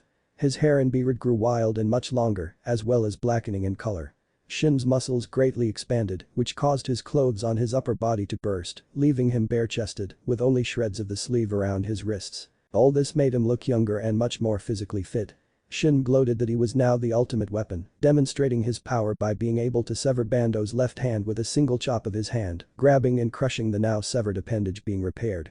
He had guards dump Bando somewhere in the forest and let the wildlife finish him off. Naruto was furious. Whoever Shin was, he was a leader, and that meant a lot to Naruto. The people of this land, whether they wanted to or not, had put their trust and faith in the old man to lead them to a more prosperous future. Yet, they were being sold off so some psycho could have a shot at revenge against a bunch of innocent people. Naruto told Bando that he would take it upon himself to deal with Shin and the old regime, but in exchange, Naruto wanted Bando to become one of his scientists to develop new technology for his up-and-coming empire. Bando thought the kid was insane, yet he did have two Kunoichis with him, and even Bando could tell they were immensely strong. He didn't know what to do, but when Naruto stepped up to him with that warm smile and his left hand extended for a handshake, Bando felt he couldn't refuse. Bando agreed, but to the condition that no matter what, his science was not to be used against the innocent for nefarious purposes, which everyone was able to agree upon. The group had been led to the village by Bando, but there were guards at the entrance. Naruto then turned to his followers and informed them that he would be handling this himself, much to Bando's surprise. Naruto walked up to the entrance, to which the guards questioned who he was. When they received no answer, they went on the attack, but were quickly dealt with when onyx chains shot out of them and wrapped around the guards' necks, slowly suffocating them until they lost consciousness. Naruto then turned to Bando and promised he wouldn't kill any of his people, besides Shin. Naruto dealt with the resistance they had met on their way to finally come face to face with Shin. The two had a heated exchange about what it meant to be a leader, a king. Naruto spoke of it as a privilege, regardless of how one becomes a leader, which Shin believed that all those governed were simply expandable for the desires of the one governing. Naruto's words resonated with Bando, and the effort Naruto had put into helping him and his people. Bando felt that if anyone deserved to be called king, it was someone who believed what it meant, someone like Naruto. Naruto and Shin began their skirmish with Shin using his body revival technique. Shin planned on using his impressive spread to try and blitz Naruto, but found himself flying several meters back as Naruto outspeed and kneed the man in his face. Shin corrected himself and stood once more to find the boy holding a rather large shuriken. It was about the size of a wheel and had the shape of a common fictional 5-point star. It was largely a shimmering onyx in color, but had 3 dark grooves along one side of each point, the other sides having a dark gray edge. 2 red dots could be seen in the middle of the weapon above the shuriken's central hull, resembling a face. The shuriken started to glow with a brilliant green aura, then Naruto let go of the shuriken, as if he were dropping it on the ground, but instead it started to float in front of him and began spinning. It spun faster and faster until it resembled a glowing green buzzsaw. Shin mocked that with his enhanced durability and regeneration, no weapon or attack in the boy's arsenal would be able to defeat him or even do him harm. Naruto stretched his right hand forward and called out Wind style. Wind Lord's execution wheel. The weapon, having received orders for its lord, flew forth to do his bidding. All Shin could hear was a loud screeching followed by a sharp pain in his left arm. When he looked down, he found that it had been cut through by the boy's attack at the forearm, and when he looked back at Naruto, the boy held his missing appendage in his hand. Naruto told Shin that there was no escape for him, for when the king sentences one to death there is no escape. Shin's arm regenerated rather quickly, and he felt he was still superior in the fight, but found himself on the defensive the whole time. Naruto didn't even move after he sent his shuriken after the man. Shin ran, dodged, and ducked, but was unable to avoid the deadly spinning wind blade. He had most of his limbs severed and regenerated several times, and regardless of how strong his medical ninjutsu was, he still felt pain, and he was in a crazy amount of it. In a last-ditch effort to defeat Naruto and his death wheel, Shin released the 8 gates, but still found himself dodging the shuriken attack. Shin took a look at Naruto and was worried as he saw a bunch of onyx chains erupted from Naruto's right forearm, wrapping around it to form a cannon barrel-like structure. Then, Shin heard a screeching sound that was so loud it was almost debilitating. It took all his focus to jump over the shuriken avoiding being bisected, but he couldn't dodge Naruto's next attack while midair. Blind style. Spiraling eraser was the last thing Shin heard as Naruto armed and unleashed a spiraling stream of dense wind chakra that completely engulfed Shin's body and continued through the ceiling of the room they were in. When the attack finished, there was nothing left but a clean carved perfect circle in the ceiling. But Shin dead, Naruto and crew dealt with the remaining resistance. Bando took the helm as temporary leader for his people, informing them of the crimes their former leadership had committed and how Naruto had been their savior and liberator. Many were skeptical and rightfully so since he was still a child of 11 or 12, but Bando received the surveillance footage from the room they had fought in, revealing that Naruto had indeed defeated Shin, and rather easily. Naruto delivered a speech to the people informing them of his plan to create a new home for him and those who would recognize them as their king. He asked the people for time to earn their respect and recognition, and with the help of his allies, spent weeks providing medical attention, food, and other necessities they had been deprived of. In time the people saw Naruto for his actions, not his age, and decided that he and Bando had done more than enough to be recognized as the leaders they were. Naruto shared the basics of the Uzumaki chakra techniques to help strengthen the new lot of shinobi that joined their ranks, as well as setting up the proper training areas that would help them take their training to heights untold. Malice started training the medics, and Kagura focused on the elites. Kagura was going to make an elite force that would be able to completely devour the Anbu or any village equivalent.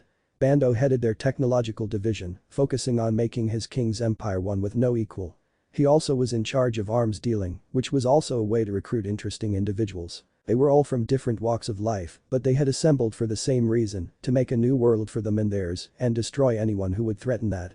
Now they were all here in the wave, taking another step towards their goal and adding to the glorious Uzumaki empire. I'm glad to see you're all doing well, and you all seem to have gotten a great deal stronger. Naruto loved to praise his allies and was more than happy to see them grow. We have all been training hard and with many obtaining Hatsu, it's only helped push development further.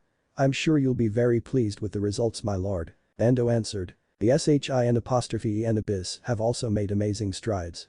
They have been performing out in the field with a 100% success rate. Kagura was impressed by the elite task force's performance. Through her strict command and rigorous training, she believed that there was no group out there that would outperform the Shinin. The DNRYK current have also improved immensely. The degree of their medical techniques and knowledge will make them essential in the field. They truly embody the term battle medic. Malice was happy to know that the arts of her clan would yet again be used to protect those she cared for. This is indeed good news, Naruto-sama. The sooner our preparations are complete, the sooner we can end these shenanigans. Sasuke said, hoping that their days dealing with the leaf were coming to an end sooner rather than later. Yes, this is great, and to be honest I agree with you, Sasuke. I knew being genin would be tedious, but between the foolish missions and our foolish instructor, my patience is beginning to wear thin. Naruto couldn't hold his annoyance any longer. But that being said, let's get down to business. As you know, from my clone that delivered the scroll to you, we have been tasked to protect a bridge builder from a money-hungry tyrant using a militia to control the land. While Sasuke and I continue with our mission, you three will take out Gato and collect everything he's got. We will give the wave what it needs to rebuild and thrive, and then they will join us. Naruto was exuding his majesty. His charisma felt like a wave of energy that inspired and vitalized those before him. You always make things sound so easy, my lord, but if it is your will, consider it done.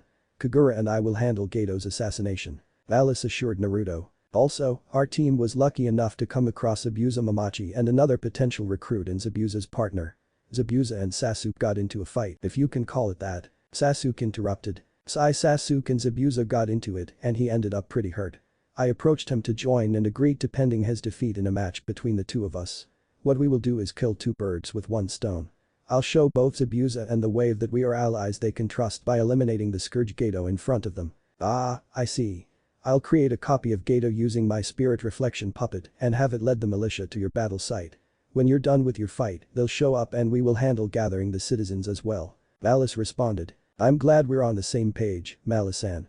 Bando, you'll scout the island for all the resources that will prove fruitful for us. Of course, my lord. Before we depart, I would like to provide you with our latest innovations. Bando placed a case on the ground to reveal 2 pairs of armored boots of black, a black visor with gold trim, and a small black box. We were able to finish the boots you requested and were able to add the ceiling matrices as well. They will be able to conduct your chakra with no issue. We also finished your visor. It's fully equipped with audio and visual recording equipment, as well as the latest in our sensory equipment including chakra and heat sensors, though I doubt you'll need it. For Lord Uchiha, because of your visual prowess, I felt it best to give you a pair of our new wireless chakra transmission communication devices.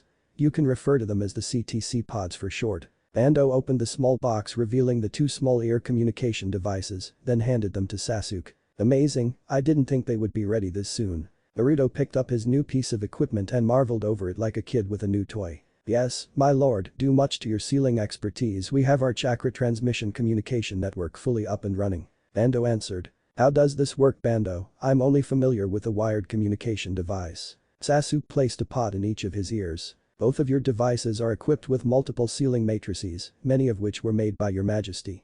Because of your constant use of Ten, the devices will passively siphon the chakra around you to work. The visor, while equipped, will help you fend off visual genjutsu, and the pods will do the same for auditory genjutsu. Just think of who you would like to speak to, and you'll be patched through to them via mental connection, but it will only be auditory. If you need to get a message out to more than one person, deliver it to the operator, and it will be broadcast to the appropriate channels. Bando explained. We will be able to communicate with each other while our mission is going on. This is perfect.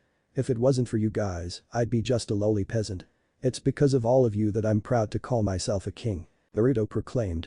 His court providing their cool and collected round of smiles. Though on the inside, they felt a bliss they only came to know after dedicating themselves to Naruto. His praise, his happiness, it was like a drug that only made them better. They trusted him because before any of them could, he gave them all his trust with no question. They would do whatever was necessary to see him where he belonged, at the top. I'm excited to test out these boots, Bando. I remember when we got to test the prototypes and the maneuvers, I was able to manage were something I would like to add to my repertoire. Sasuke said as he finished putting on his pair and channeling his chakra to them. Suddenly, Sasuke performed several high-speed dashes, leaps, and other maneuvers, with each new move happening alongside noises reminiscent of miniature explosions. As you can see, Lord Uchiha, you can pull off all the moves you had during your testing phase, with no concern of wear and tear. Uzumaki durability seals are a marvel the world over. Bando himself couldn't figure out the science behind the seals per se, but Naruto would always suggest that the man needed to believe in a bit of magic to understand the intricacies of seals. Their empire was meant to be a paradox, and seals were one method to completing that goal. Naruto put on his boots and did the same, channeling chakra to the result of a humming sound. Naruto with a gust of wind descended off the ground but corrected himself before going too high. But these I'll be able to be the lord of the sky, as well as land and sea. Ha ha ha ha ha. Naruto flew around back and forth, having the time of his life. I'm glad you're pleased, my lord. Bando had to scream over the sound of the air jets coming out of the boots. Naruto then landed and stopped the flow of chakra to the boots. We are all glad you are pleased, Naruto-sama, but I feel it's best we carry out our respective missions. I will use my Hatsu to help find Gato's hideout. Then Malisan and I will take him out, allowing her to create a copy. Kagura was eager to get to work. She wanted an active opportunity to show Naruto that his trust was well placed in her. Plus, she really enjoyed his praise. Kagura is correct. The sooner this is done, the sooner we can join with Bando and help with the island scouting. Malice added. She may have been like his mother, but she too enjoyed doing her part in pleasing her king. Perfect everyone, let's all do our best. For the glory of the empire. Naruto shouted, performing a right-hand salute. With everyone following suit. For the glory of the empire. But that Naruto had his clones disable the barrier. We will leave first and will signal you when you can head out.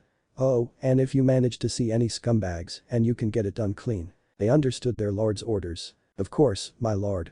I am always more than happy to clean up the realm for you. Kagura said seductively. Then I leave its cleaning in your elegant hands. Good luck to all of you.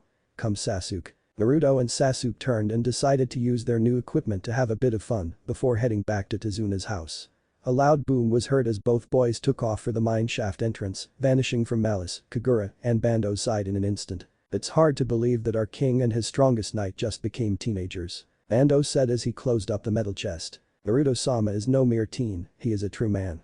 A king in more ways than one. Kagura responded with a bit of attitude. Now you two, before we get distracted, our king has given us a mission. It's our job as his court to turn his will into reality. Malice told the two. You're right, Malisan. Let us move forth to execute our lord's will. The three eagerly awaited until they received the signal to begin their missions. A week later, all remained peaceful in the land of waves as Team 7 continued their mission to protect Azuna during the bridge's construction. Kakashi had bombarded the boys with questions on where they obtained Naruto's new visor and the new boots they were wearing. Naruto responded that they had come across a giant with a kind heart and that said giant was gracious enough to give them these accessories. Kakashi surmised that it was some story he had made up that would quickly get Kakashi to stop pestering them. Upon their return, Naruto and Sasuke were introduced to Inari, Tezuna's grandson, and Tsunami's son. Inari was a young boy with spiky black hair and dark-colored eyes. He wore a green jumpsuit with a yellow shirt and a simple pair of sandals. He also wore a blue and white striped hat under the brim. The boy was rude from the start, ignoring Naruto's introduction. It took a bit of self-control for Sasuke not to put a dent in the child's skull, just to teach him a lesson. They learned later that night from Tazuna that Inari's demeanor was due to the death of his stepfather, Kaiza. Kaiza, as Tazuna described, was a man of the people. He was brave and generous and would put his all towards everything he did, even defying Geto when he first came to the wave. Tazuna even compared him to Naruto, saying they shared similarities.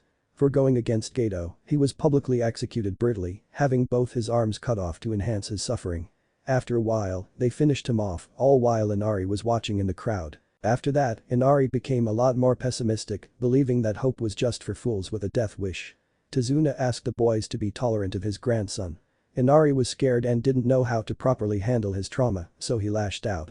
Naruto and Sasuke could understand this better than Tazuna could ever know, so the boys did as Tazuna asked. There had been a couple of other developments that occurred within the week. Team 7 would split each day to execute their tasks, with Naruto escorting Tazuna to the bridge, Sasuke guarding Tsunami, and Inari at their home, with Kakashi taking Sakura off to train. He had Sakura practice the tree and water walking techniques, which due to her low chakra reserves and seemingly high chakra control, she was able to master in about 2 days. He decided to move on to elemental manipulation and tested her affinity, which turned out to be earth. From there, Kakashi began instructing Sakura in 2 low-rank Earth Jutsu, Earth Style, Earth Golem and Earth Style, Rock Shelter. The Earth Golem would help increase her attacking potential while providing a means to protect her as well, while the Rock Shelter Jutsu was meant to help increase her defensive capabilities. Sakura gave her all to training. It was clear to her that Naruto and Sasuke were in a league all their own. She was even convinced that they had surpassed their sensei in terms of strength. She knew if she wanted Sasuke to even acknowledge her, she would have to give him something to notice. With that being said, Sakura had made respectable progress. She was able to form a golem that was about a foot taller than her and was quite strong when Kakashi spared it. She was also able to pull off a decently reinforced rock shelter that took a couple of hits from Kakashi before breaking down. Kakashi and Sakura had tried to get the 2 boys to join in on the training, but they would use the mission as an excuse not to attend. Now, the team was having dinner alongside their gracious hosts. Kakashi and Sakura had recently returned from a day of training, so Sakura was covered in a light layer of dirt and looked pretty exhausted. "Damn Kakashi, what did you do to the little lady?" Izuna managed to ask through his snickering. "She went through a hard day of training. Sakura gave it her all today and I'm proud of her." Kakashi delivered his signature eye smile. "So tired," was all Sakura was able to say, not able to lift her head off the dinner table. "Well, after a hard day's work, it's important to eat a healthy meal, so everyone please eat your fill." Tsunami walked over and placed more bowls of food on the table. It was then that Inari walked through the front door and into the kitchen. "Inari, you're home late. Where were you?" Tsunami asked. "Out," Inari answered in a low tone with a hint of attitude. "Out where, young man?" His tone was clearly not appreciated. "Just out. Leave me alone." Inari shouted as he walked past his mother and tried to go up the stairs to his room. "Inari," the atmosphere in the room shifted. It was colder and the air seemed thinner as well. Everyone turned to look at Naruto, who called for the boy. "Your mother has asked you a question, you will answer her honestly and with respect." Naruto said and proceeded to eat his dinner. Shut up. I don't have to listen to you. You're not my dad." Naruto applauded the boy's guts. He knew he had to be feeling the effects of his aura, yet he was still able to shout at him. Naruto placed his bowl on the table and walked over to Inari. "You're right. I am not your father. I've heard a good deal about the man, and it would be an honor to be compared to someone of his prestige. He was brave, strong, and kind. If I had been fortunate enough to have had a father, I would have hoped he would have been like Kaiza." Inari's eyes began to tear up. "Shut up. You don't know anything about my dad. You don't know anything about me." Inari lashed out after hearing his father's name and started to pelt Naruto with his fists. "I wasn't lucky enough to grow up with a mother or father. Fortunately, there were those who have come into my life. Each one having an incomparable impact on the person before you. I'm sorry your father was lost to you, but he gave his life for the people of his land. His people haven't forgotten him, regardless of how it may seem. The Wave aren't the type who would spit on the legacy of such a great man, and you shouldn't either." Inari stopped his tantrum and continued to listen to Naruto, with tears flowing down his face. "Your grandfather is doing just as your father, as well as those who are risking much to assist him. These are your father's people, Inari. They might have been knocked down, but they haven't forgotten Kaiza's sacrifice. I'm sure they'd love if you were among them, honoring his memory." Naruto knelt down to meet Inari eye to eye. "I know you must miss your father, but he lives on in you, Inari. Kaiza lives on in all those in this land who are doing their best to live. You shouldn't give up no matter how tough, no matter how sad, you must try and try." Inari's eyes lit up when he heard his father's old words. Tazuna shared with Naruto Kaiza's favorite phrase during one of their conversations. "If you do that, even if you die, the proof of a man's life will remain forever." Inari wiped his eyes and spoke out in the most positive manner his mother and grandfather had heard from him in a while. Don't forget those words, Inari. Age doesn't make you a man, it's your actions, and the correct action would be to apologize to your mother for your earlier behavior. I'm sure this has been hard on her as well. Naruto smiled and rose, gesturing towards Tsunami. The mother was a bit overwhelmed. Tsunami knew Inari was struggling after Kaisa's death but didn't know how to help him. Inari shut down, trying to push everyone away to not be hurt again. She had been dealing with her grief but pushed it below the surface to appear well and cheery for the sake of her son. She began to doubt her abilities as a mother, she even wondered if it would have been better for Inari to have lost her and kept Kaisa. Mom. I'm really sorry for how I acted. I really miss Dad. And I didn't know Inari tried his best to apologize and give his mother an explanation for his behavior, but he was cut off as Tsunami kneeled and wrapped him in her motherly embrace. It's alright, my dear. I understand I miss him too, I'm just glad that I have you, Inari. Tsunami was overjoyed. She believed that Inari would be alright and that now time would be able to heal his wounds. Tsunami looked at Naruto while she was still hugging Inari and gave him a bright smile. She couldn't thank the boy enough, he showed her late husband the utmost respect even without meeting him. Naruto also was patient and sympathetic when it came to Inari, even though he was just a shinobi on a job. Thanks a lot, Naruto. Izuna had walked up to the blonde and placed his hand on his shoulder. Izuna didn't have too many people he respected in his life, but he felt that Naruto had earned it in spades. No need to thank me, Sir Izuna. A king takes care of the realm, for he is nothing without its inhabitants. Naruto said, as he crossed his arms and gave a sage bow. Kakashi, Sakura and Sasuke just looked on as events developed. Sasuke sported a small grin while the other two just stared blankly. Kakashi felt that Naruto's speech to Inari held a bunch of underlined messages. Naruto spoke about sacrifices, fathers, and how the people of the wave wouldn't disrespect Kaisa's legacy. Kakashi also thought back on the conversation he had with Naruto about respecting his sensei, coming to the conclusion that Naruto must have known about his father. This revelation frightened Kakashi to his core, for if Naruto knew of his father, he most likely knew of the tailed beast secured within himself.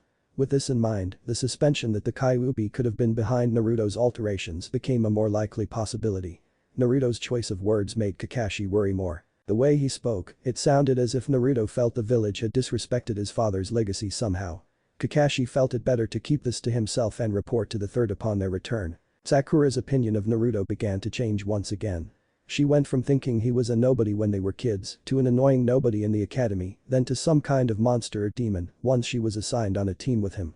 Now she thought that maybe it wasn't as simple as him being one of those things, and maybe she didn't know the first thing about him or Sasuke for that matter. Well, it's a beautiful night to go for a stroll, so I think I'll do just that. Naruto said as he turned for the exit with Sasuke rising from the dinner table to put his dishes in the sink. Thank you for the meal, Lady Tsunami. We will be back after checking the perimeter. Sasuke gave a polite bow as Naruto, and he exited. The two walked off into the forest until they came to a glade. They were then greeted by two familiar figures that were coming from the other side. Zabuza Mamachi and his mysterious partner, to what do I owe the pleasure? Naruto asked as Sasuke put his right hand on his blade. I'm all healed up from what the other kid did to me. You and I made a deal so I'm here to see it through. Zabuza grabbed his blade with his right hand and gave a downward swing of it in a show of intimidation. I'm sorry to ask, but do you mind if we hold off till tomorrow? Naruto scratched the back of his head in embarrassment. You think I'm a fool, boy. No, I don't. That's precisely why I'm asking you to wait. Tomorrow, we will have our bout on the bridge. But there has been a change. Zabuza didn't think they were about to try anything, but he still didn't like how things were playing out. What change would that be? It was Haku that took a step forward. She would not stand if someone was trying to pull one over on her master. You see, we initially planned on recruiting Zabuza to our cause, but we knew nothing of a follower. And while it is nice that you said you would join if Zabuza did, we know nothing of you or your abilities. The same way Zabuza would like to test my abilities, I would like to test yours. This was unexpected. Neither Zabuza nor Haku would have guessed that the boy would put so much thought into this. What sort of test were you thinking of?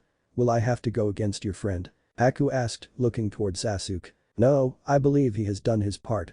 I believe a better test of your abilities would be to see how you fare against Kakashi Haddock. You want me to fight your team leader? I don't understand. I told you before what type of person we were looking for to join our empire, but we still have standards. Haddock is the best Konoha has to offer, and if you can best him, then there's no question of whether you belong amongst our ranks. Even though it was the dark of night, Zabuza and Haku saw it in Naruto's deep blue eyes. He was a leader. Making every choice and analyzing every factor for the sake of those that called him king. They both had a similar thought, though Zabuza wouldn't admit it. Maybe a king, maybe this king, wouldn't be so bad. We gotcha, you and I will have a go while Haku deals with Haddock. Naruto grew a large smile on his face, confusing the two. Haku? That's a beautiful name for such a beautiful maiden. Haku was never so happy to have been wearing a mask as she was now, for it was the only thing hiding her bright rosy flushed cheeks. Then it settled. We will meet tomorrow on the bridge. You both have a lovely night and welcome to the Empire. Naruto said as he and Sasuke turned around and left. He seems rather confident, doesn't he, Zabuza-sama? Do you believe that he will be able to best you? Haku knew they weren't normal shinobi, but she knew firsthand of Zabuza's true strength. I guess we'll know tomorrow. Come on Haku, let's find something to eat. Zabuza was anxious, but he knew whatever happened, tomorrow was going to be an interesting day. Next day, Team 7 had been up bright and early to match Tazuna's schedule. The moment the sun rose meant it was time to get to work. Tsunami had gotten up early as well to make sure they all went off into the world with full stomachs. Inari was up early as well, intent on joining his grandfather on the bridge and providing whatever assistance he could. Naruto's words sparked a new fire in the young boy. He wanted to help his homeland much like his father did, even if it was something small here and there. Tazuna had his reservations about it, but with one word from Naruto about how there was nothing to worry about, Tazuna was more than happy to have a day together with his beloved grandson. Kakashi and Sakura also planned on joining for guard duty today. Kakashi believed it was a good idea for Sakura's training to include on-the-job training, including the guard work her teammates had been in charge of. Though Sakura was disappointed to hear that Sasuke would be staying back with Tsunami. With most of the team off guarding Tazuna and Inari, Tsunami would become an easier target, so Sasuke would be her guard. With that, the group left for the bridge and managed to arrive with no complications. The other workers soon arrived and the work on the bridge continued. Kakashi hadn't checked up on Naruto during the week of guard duty, but was a bit surprised to find that he and the 4 clones he had summoned were interacting with all the people on the bridge by their first names, shaking hands, and even having a crowd of them laughing at some of his jokes. Regardless of anything, it seems he's got sensei's charisma. Kakashi's train of thought was broken when he heard some screaming at one end of the bridge. Assassins. It's Gato's thugs. Run. They'll kill you us all. The workers on the bridge were scrambling, trying their best not to end up victims. Everyone, there's no need to worry.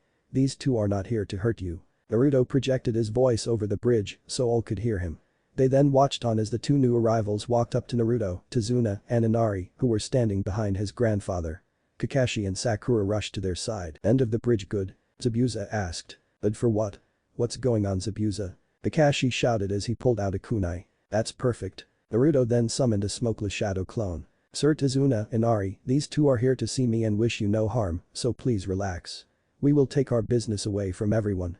And please do not worry about any damage to the bridge, I have taken the appropriate measures to ensure its safety. Tazuna just began to laugh. Well, if the king has spoken, then there's nothing to be worried about, right? Tazuna held a gleeful grin and extended his fist out with Naruto matching his actions. Of course. A king is his word. Naruto, what the hell is going on? Kakashi had hit his limit. He wanted answers and he would get them. Yay Naruto, this isn't some kind of game. We got to take this seriously. Sakura said sheepishly. Kakashi, we are just going to have a little meeting. Naruto said as he, Zabuza, and Haku used the shunshin to get to the end of the bridge. Son of a bitch. Sakura, you stay with Tazuna and the clone, I'll be back. Kakashi shot forward using his own shunshin. When Kakashi arrived, he saw the 2 assassins standing in front of Naruto. Naruto, this is a direct order from your commanding officer. Answer my questions now. Kakashi moved to get near Naruto, but was cut off when Haku appeared before him. Your opponent is me, Kakashi Haddock. Haku said, assuming her fighting stance. Damn it Kakashi-sensei, it seems the enemy has engaged us both. You'll have to wait till I've dealt with my opponent, Naruto said in a sarcastic tone. The temperature seemed to drop or maybe it was rising. The air thinned, or was it thicker? The atmosphere fluctuated as Naruto reached for the short blade by his side. As he drew his sword they were all thrown by the fact that the blade was far longer than its sheath.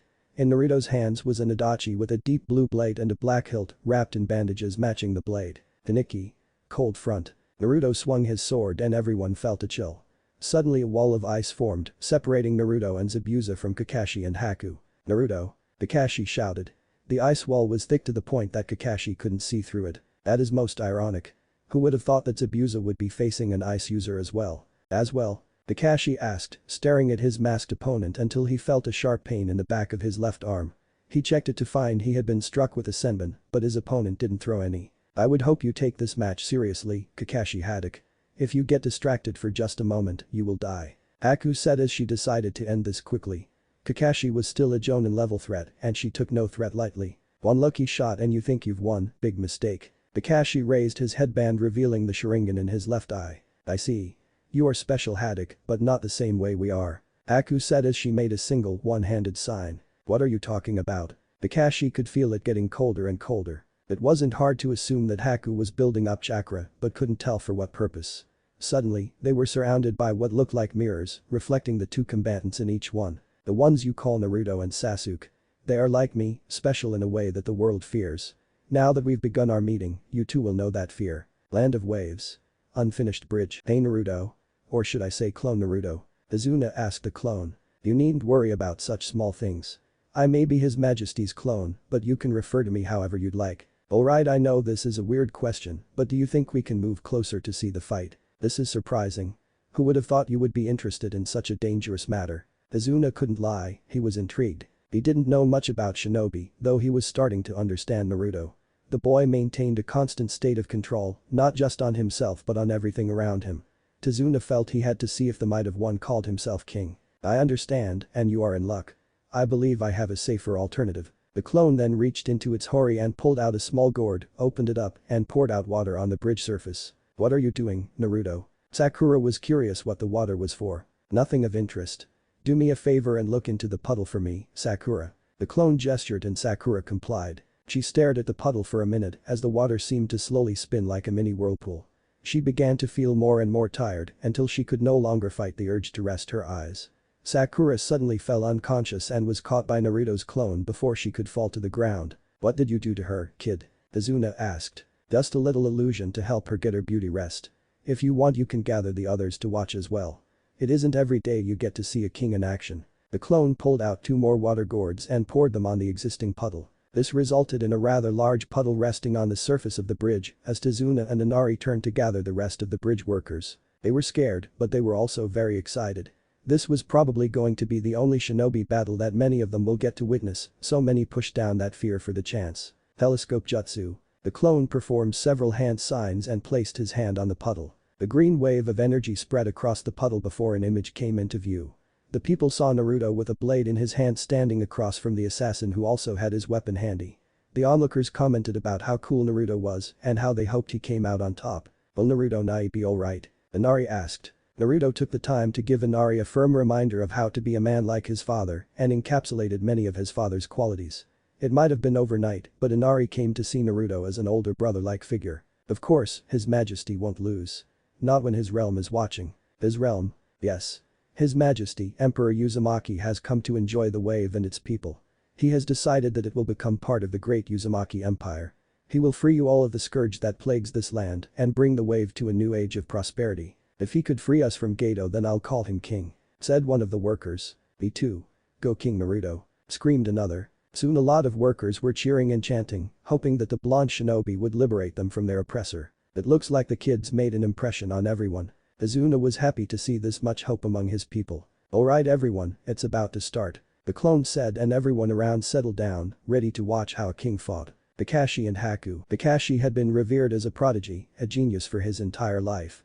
Sure he had come across others of the same title and some of them surpassed him in caliber, but he was still confident in himself and his talent. At least, he was confident until a couple of months ago. His fight with Naruto and Sasuke played out in the back of his mind constantly. Sasuke played with him and the more he thought about the boy's movements and maneuvers, the more certain he became that Sasuke had been able to influence his movements and reactions. Engaging Naruto felt like a match against Might Guy. No, if Kakashi was being honest, the boy might have hit harder than Guy. Naruto also immobilized him and he knew what that would have meant out in the field.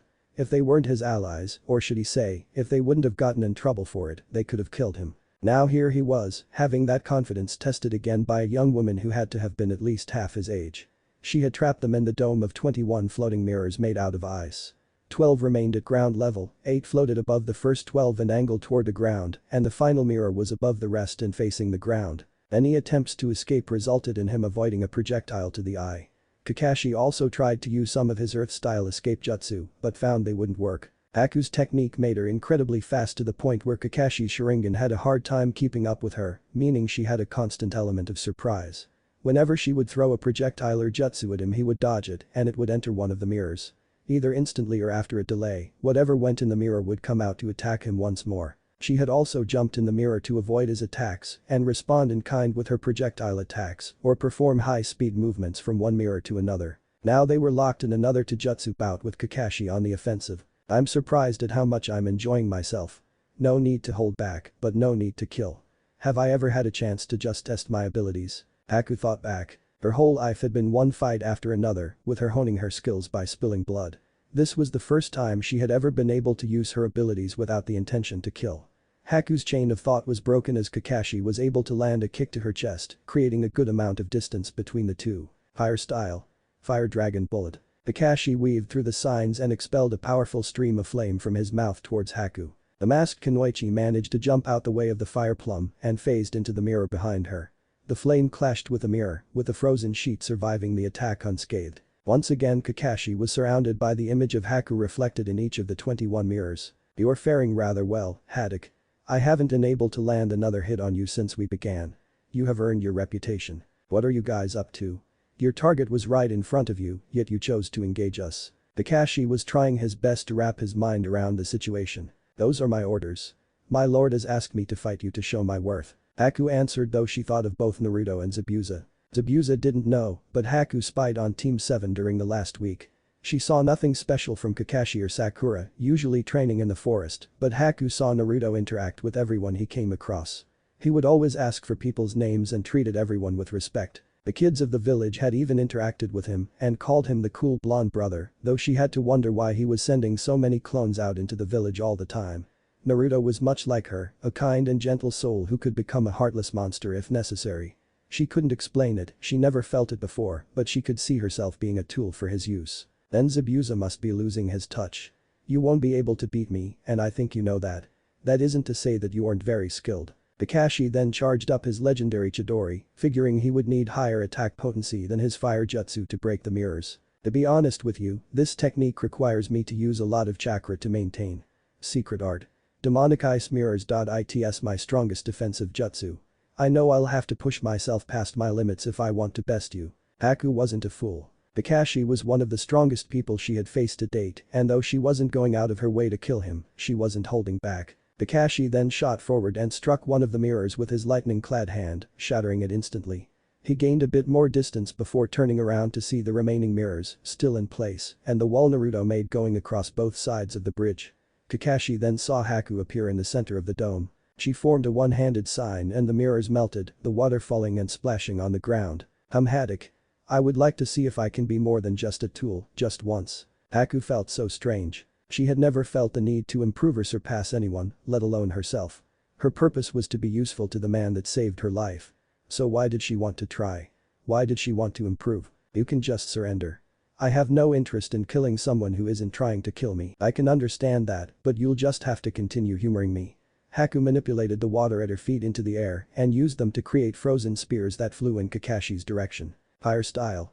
Phoenix flower jutsu. Kakashi launched a fireball that split into many miniature fireballs, colliding and neutralizing the ice attack. A thick mist resulted from the clash, covering the portion of the bridge they were fighting on. Kakashi, using his Sharingan, could tell that his opponent was moving in for a sneak attack via the mist and figured another fistfight was most likely his best way of finishing the match.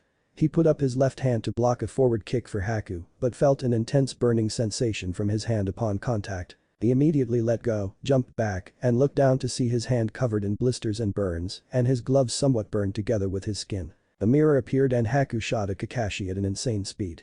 Kakashi saw a smoking shard of ice covering her right hand.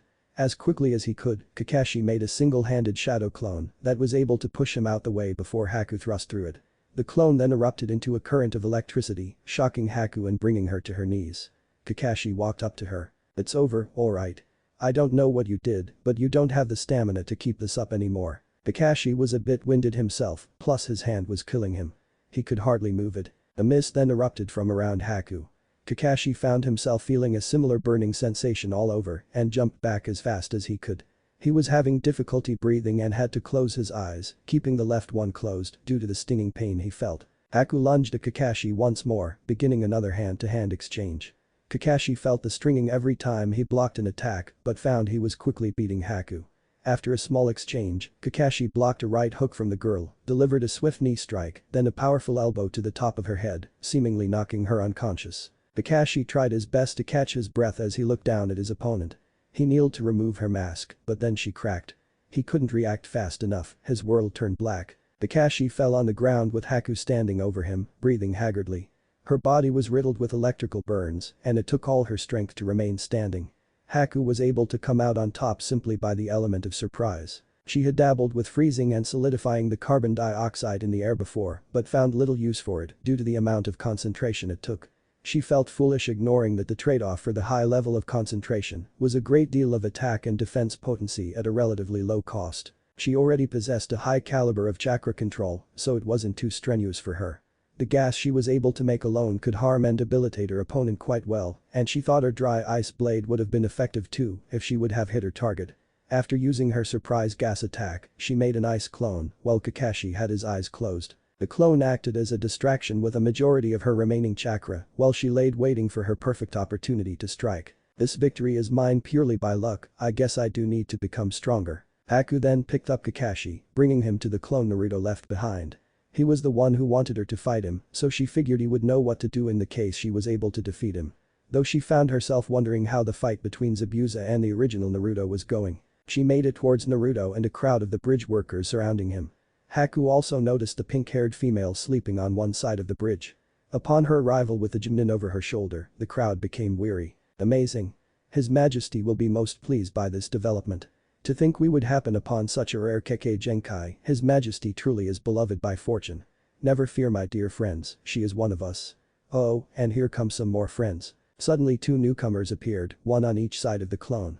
Hello Clone Sama, I see His Majesty has already begun his fight with Zabuza. Ando spoke. The crowd marveled at the massiveness of the man. Yes, and it looks like he's using Funiki. He must respect Momochi a great deal. The beauty which Malice spoke, drawing the attention of the men in an instant. Who knew that the kid had such foxy friends? Izuna had to remember to introduce him to more of his friends after all this. His Majesty knows many. Malice, and can you please tend to our new friend's wounds? Malice then walked up to Haku and grabbed her hand. Haku had never felt a hand so soft. It is a pleasure to meet you, Haku. My name is Malice. If you don't mind, I'd like to tend to your wounds. Yes, thank you. Haku didn't know what else to say. She was hurt, and if they were going to heal her she wasn't going to say no. Everyone, they're about to go at it. The clone notified the audience. I didn't know the kid had a long sword. I've only seen that little one he's got on him, Izuna asked. Sparking the curiosity of a couple of onlookers. Many had seen Naruto over the week and noticed he only carried a small blade. That blade and the one Naruto-sama holds are the very same. It's the only weapon fit for a king of his caliber. Malice responded. You guys call him king too? Is it for real? The crowd had to know now who was Naruto. Yes, it is of course true. Naruto-sama is the emperor of the Uzumaki Empire and he would like to ask for this great land to join our family. He is not foolish enough to believe you will join him simply because he asked. He would like you all to witness the might he will use to protect us, his realm. Malice proclaimed, receiving whispers and chatter amongst the crowd. It soon died down as they watched a man called king. He deserved his utmost attention. But Naruto and Zabuza, the two had stared at each other for several minutes. Neither one moved, it didn't even look as if they were breathing. Zabuza observed every muscle of his opponent. He had fought Sasuke, and that had been one of the hardest fights of his life. He was being toyed with the entire time, and he didn't think he could have done anything about it at the time. He was too naive, or maybe too cocky was more accurate. These were not kids, and to treat them as such meant certain death. Can you use ice ninjutsu? That wall behind us looks rather impressive. Zabuza was a bit nervous. He knew what Haku was capable of, and he never thought he would come across another ice user. No, nothing crazy like that. Naruto said casually while making a waving gesture. Oh, so I guess you're not that special after all. Zabuza had only a moment to place his blade before him to block Naruto's downward slash. He had felt as if someone had thrown a boulder at him. No, I meant that ice ninjutsu would be far too mundane for me. If I go crazy, it has to make no sense. Naruto then pushed Zabuza forward, causing him to slide till his back hit the ice wall. Zabuza felt like he had been pushed by some kind of invisible hammer. You did well against my tremor, but let's see how you handle this. Uzumaki sword style. Rapids. Naruto shot forward towards Zabuza and upon appearing before him, began a rapid tempo of forwarding thrusts with his sword. Zabuza moved faster than he ever had before, blocking as many strikes as he could with the wide side of his blade. But Zabuza, very good. Now let's try rushing rapids. Naruto thrusts multiplied. Zabuza couldn't keep up and found himself slashed multiple times. He felt the ice shavings from the wall on his body, the boy's attack being that wide and destructive. The moment there was a lapse in the boy's assault, Zabuza swung his sword in a horizontal arc, causing Naruto to jump back. Zabuza quickly moved away from the wall towards his left, trying to keep out to the blonde's range until he was ready to strike. Hopefully, his arms would stop vibrating by then. Zabuza, if we are to become friends and allies, we are going to have to get closer. Uzumaki sword style. Vacuum. Naruto sheathed and unsheathed his sword in one fluid motion while performing a spin. Zabuza was yanked off his feet and with a strong pull, was sent towards his foe. Zabuza decided to use the forward momentum to enhance a downward strike. Yes, Zabuza. Use all at your disposal and face me. Big wave. Naruto continued his spin until he had spun around completely and made contact with Zabuza's blade. The result of their clash was a shockwave that managed to push Zabuza back a bit. I must admit, you are a lot stronger than I would have ever guessed. Zabuza began to channel his chakra. His Kubikurubnchim adopted a blood-red aura around it. You know, I haven't had to use this technique since I went against Yugura, but you are definitely an opponent that deserves my best. I'll show you everything I've got. The Kubikurubnchim shrunk in width. It looked the same, it just wasn't as wide. Zabuza launched forward with a newfound speed and delivered a flurry of thrusts and swings at the boy. At first, his attack seemed to put Naruto on the defensive, but after a couple more swings, Zabuza found it harder and harder to continue. It was as if something was holding his sword every time he tried to swing it. Interesting technique, Zabuza. I'm glad to see you still have more in your bag of tricks, but so do I. Torrential wave. Naruto performed a downward slash that sent a wave of pressurized water at Zabuza. The wave crashed with Kubikurubnchim as Zabuza executed a downward slash of his own. He noted that the attack felt like a B-ranked water jutsu, but Zabuza ultimately fended off the attack. The two engaged each other once again in a high-speed kenjutsu battle. Naruto executed many different types of maneuvers and seemed to be able to move to any position around Zabuza. The missing nin had never witnessed sword techniques of this level. Every attack Naruto had thrown at him was fast and fluid, with tons of power behind them. The kid was like an ocean, calm and fluid 1 second, then insanely powerful and unpredictable the next. Naruto was having a great deal of fun. Zabuza was a more than respectable kenjutsu practitioner. His attacks may have been big and his weapon was bigger, but Zabuza had speed, power, and accuracy. There wasn't a single wasted movement in any of his attacks. The two were now locked into a stalemate. Zabuza, it seems I'm not the only one with a special sword. Tell me what that ability was you performed earlier and why is the sword smaller? Naruto was curious. Whatever the move was, Zabuza's combat capabilities by what seemed like double. I've heard and even seen a couple of the idiots hold this blade, but not one of them understood it. Kubikurubnchim is a weapon that devours the iron in the blood to repair itself, but it can also be used to strengthen its user, injecting iron in their body and allowing for an increase in blood oxygen. I call it Demon's Injection. What an apt name for a demon. Naruto broke the stalemate off and jumped back, avoiding a horizontal slash in the process. I guess it's only fair to tell you about my blade. This weapon is of great importance to me. It is one of my oldest allies and I love her with all my heart and soul.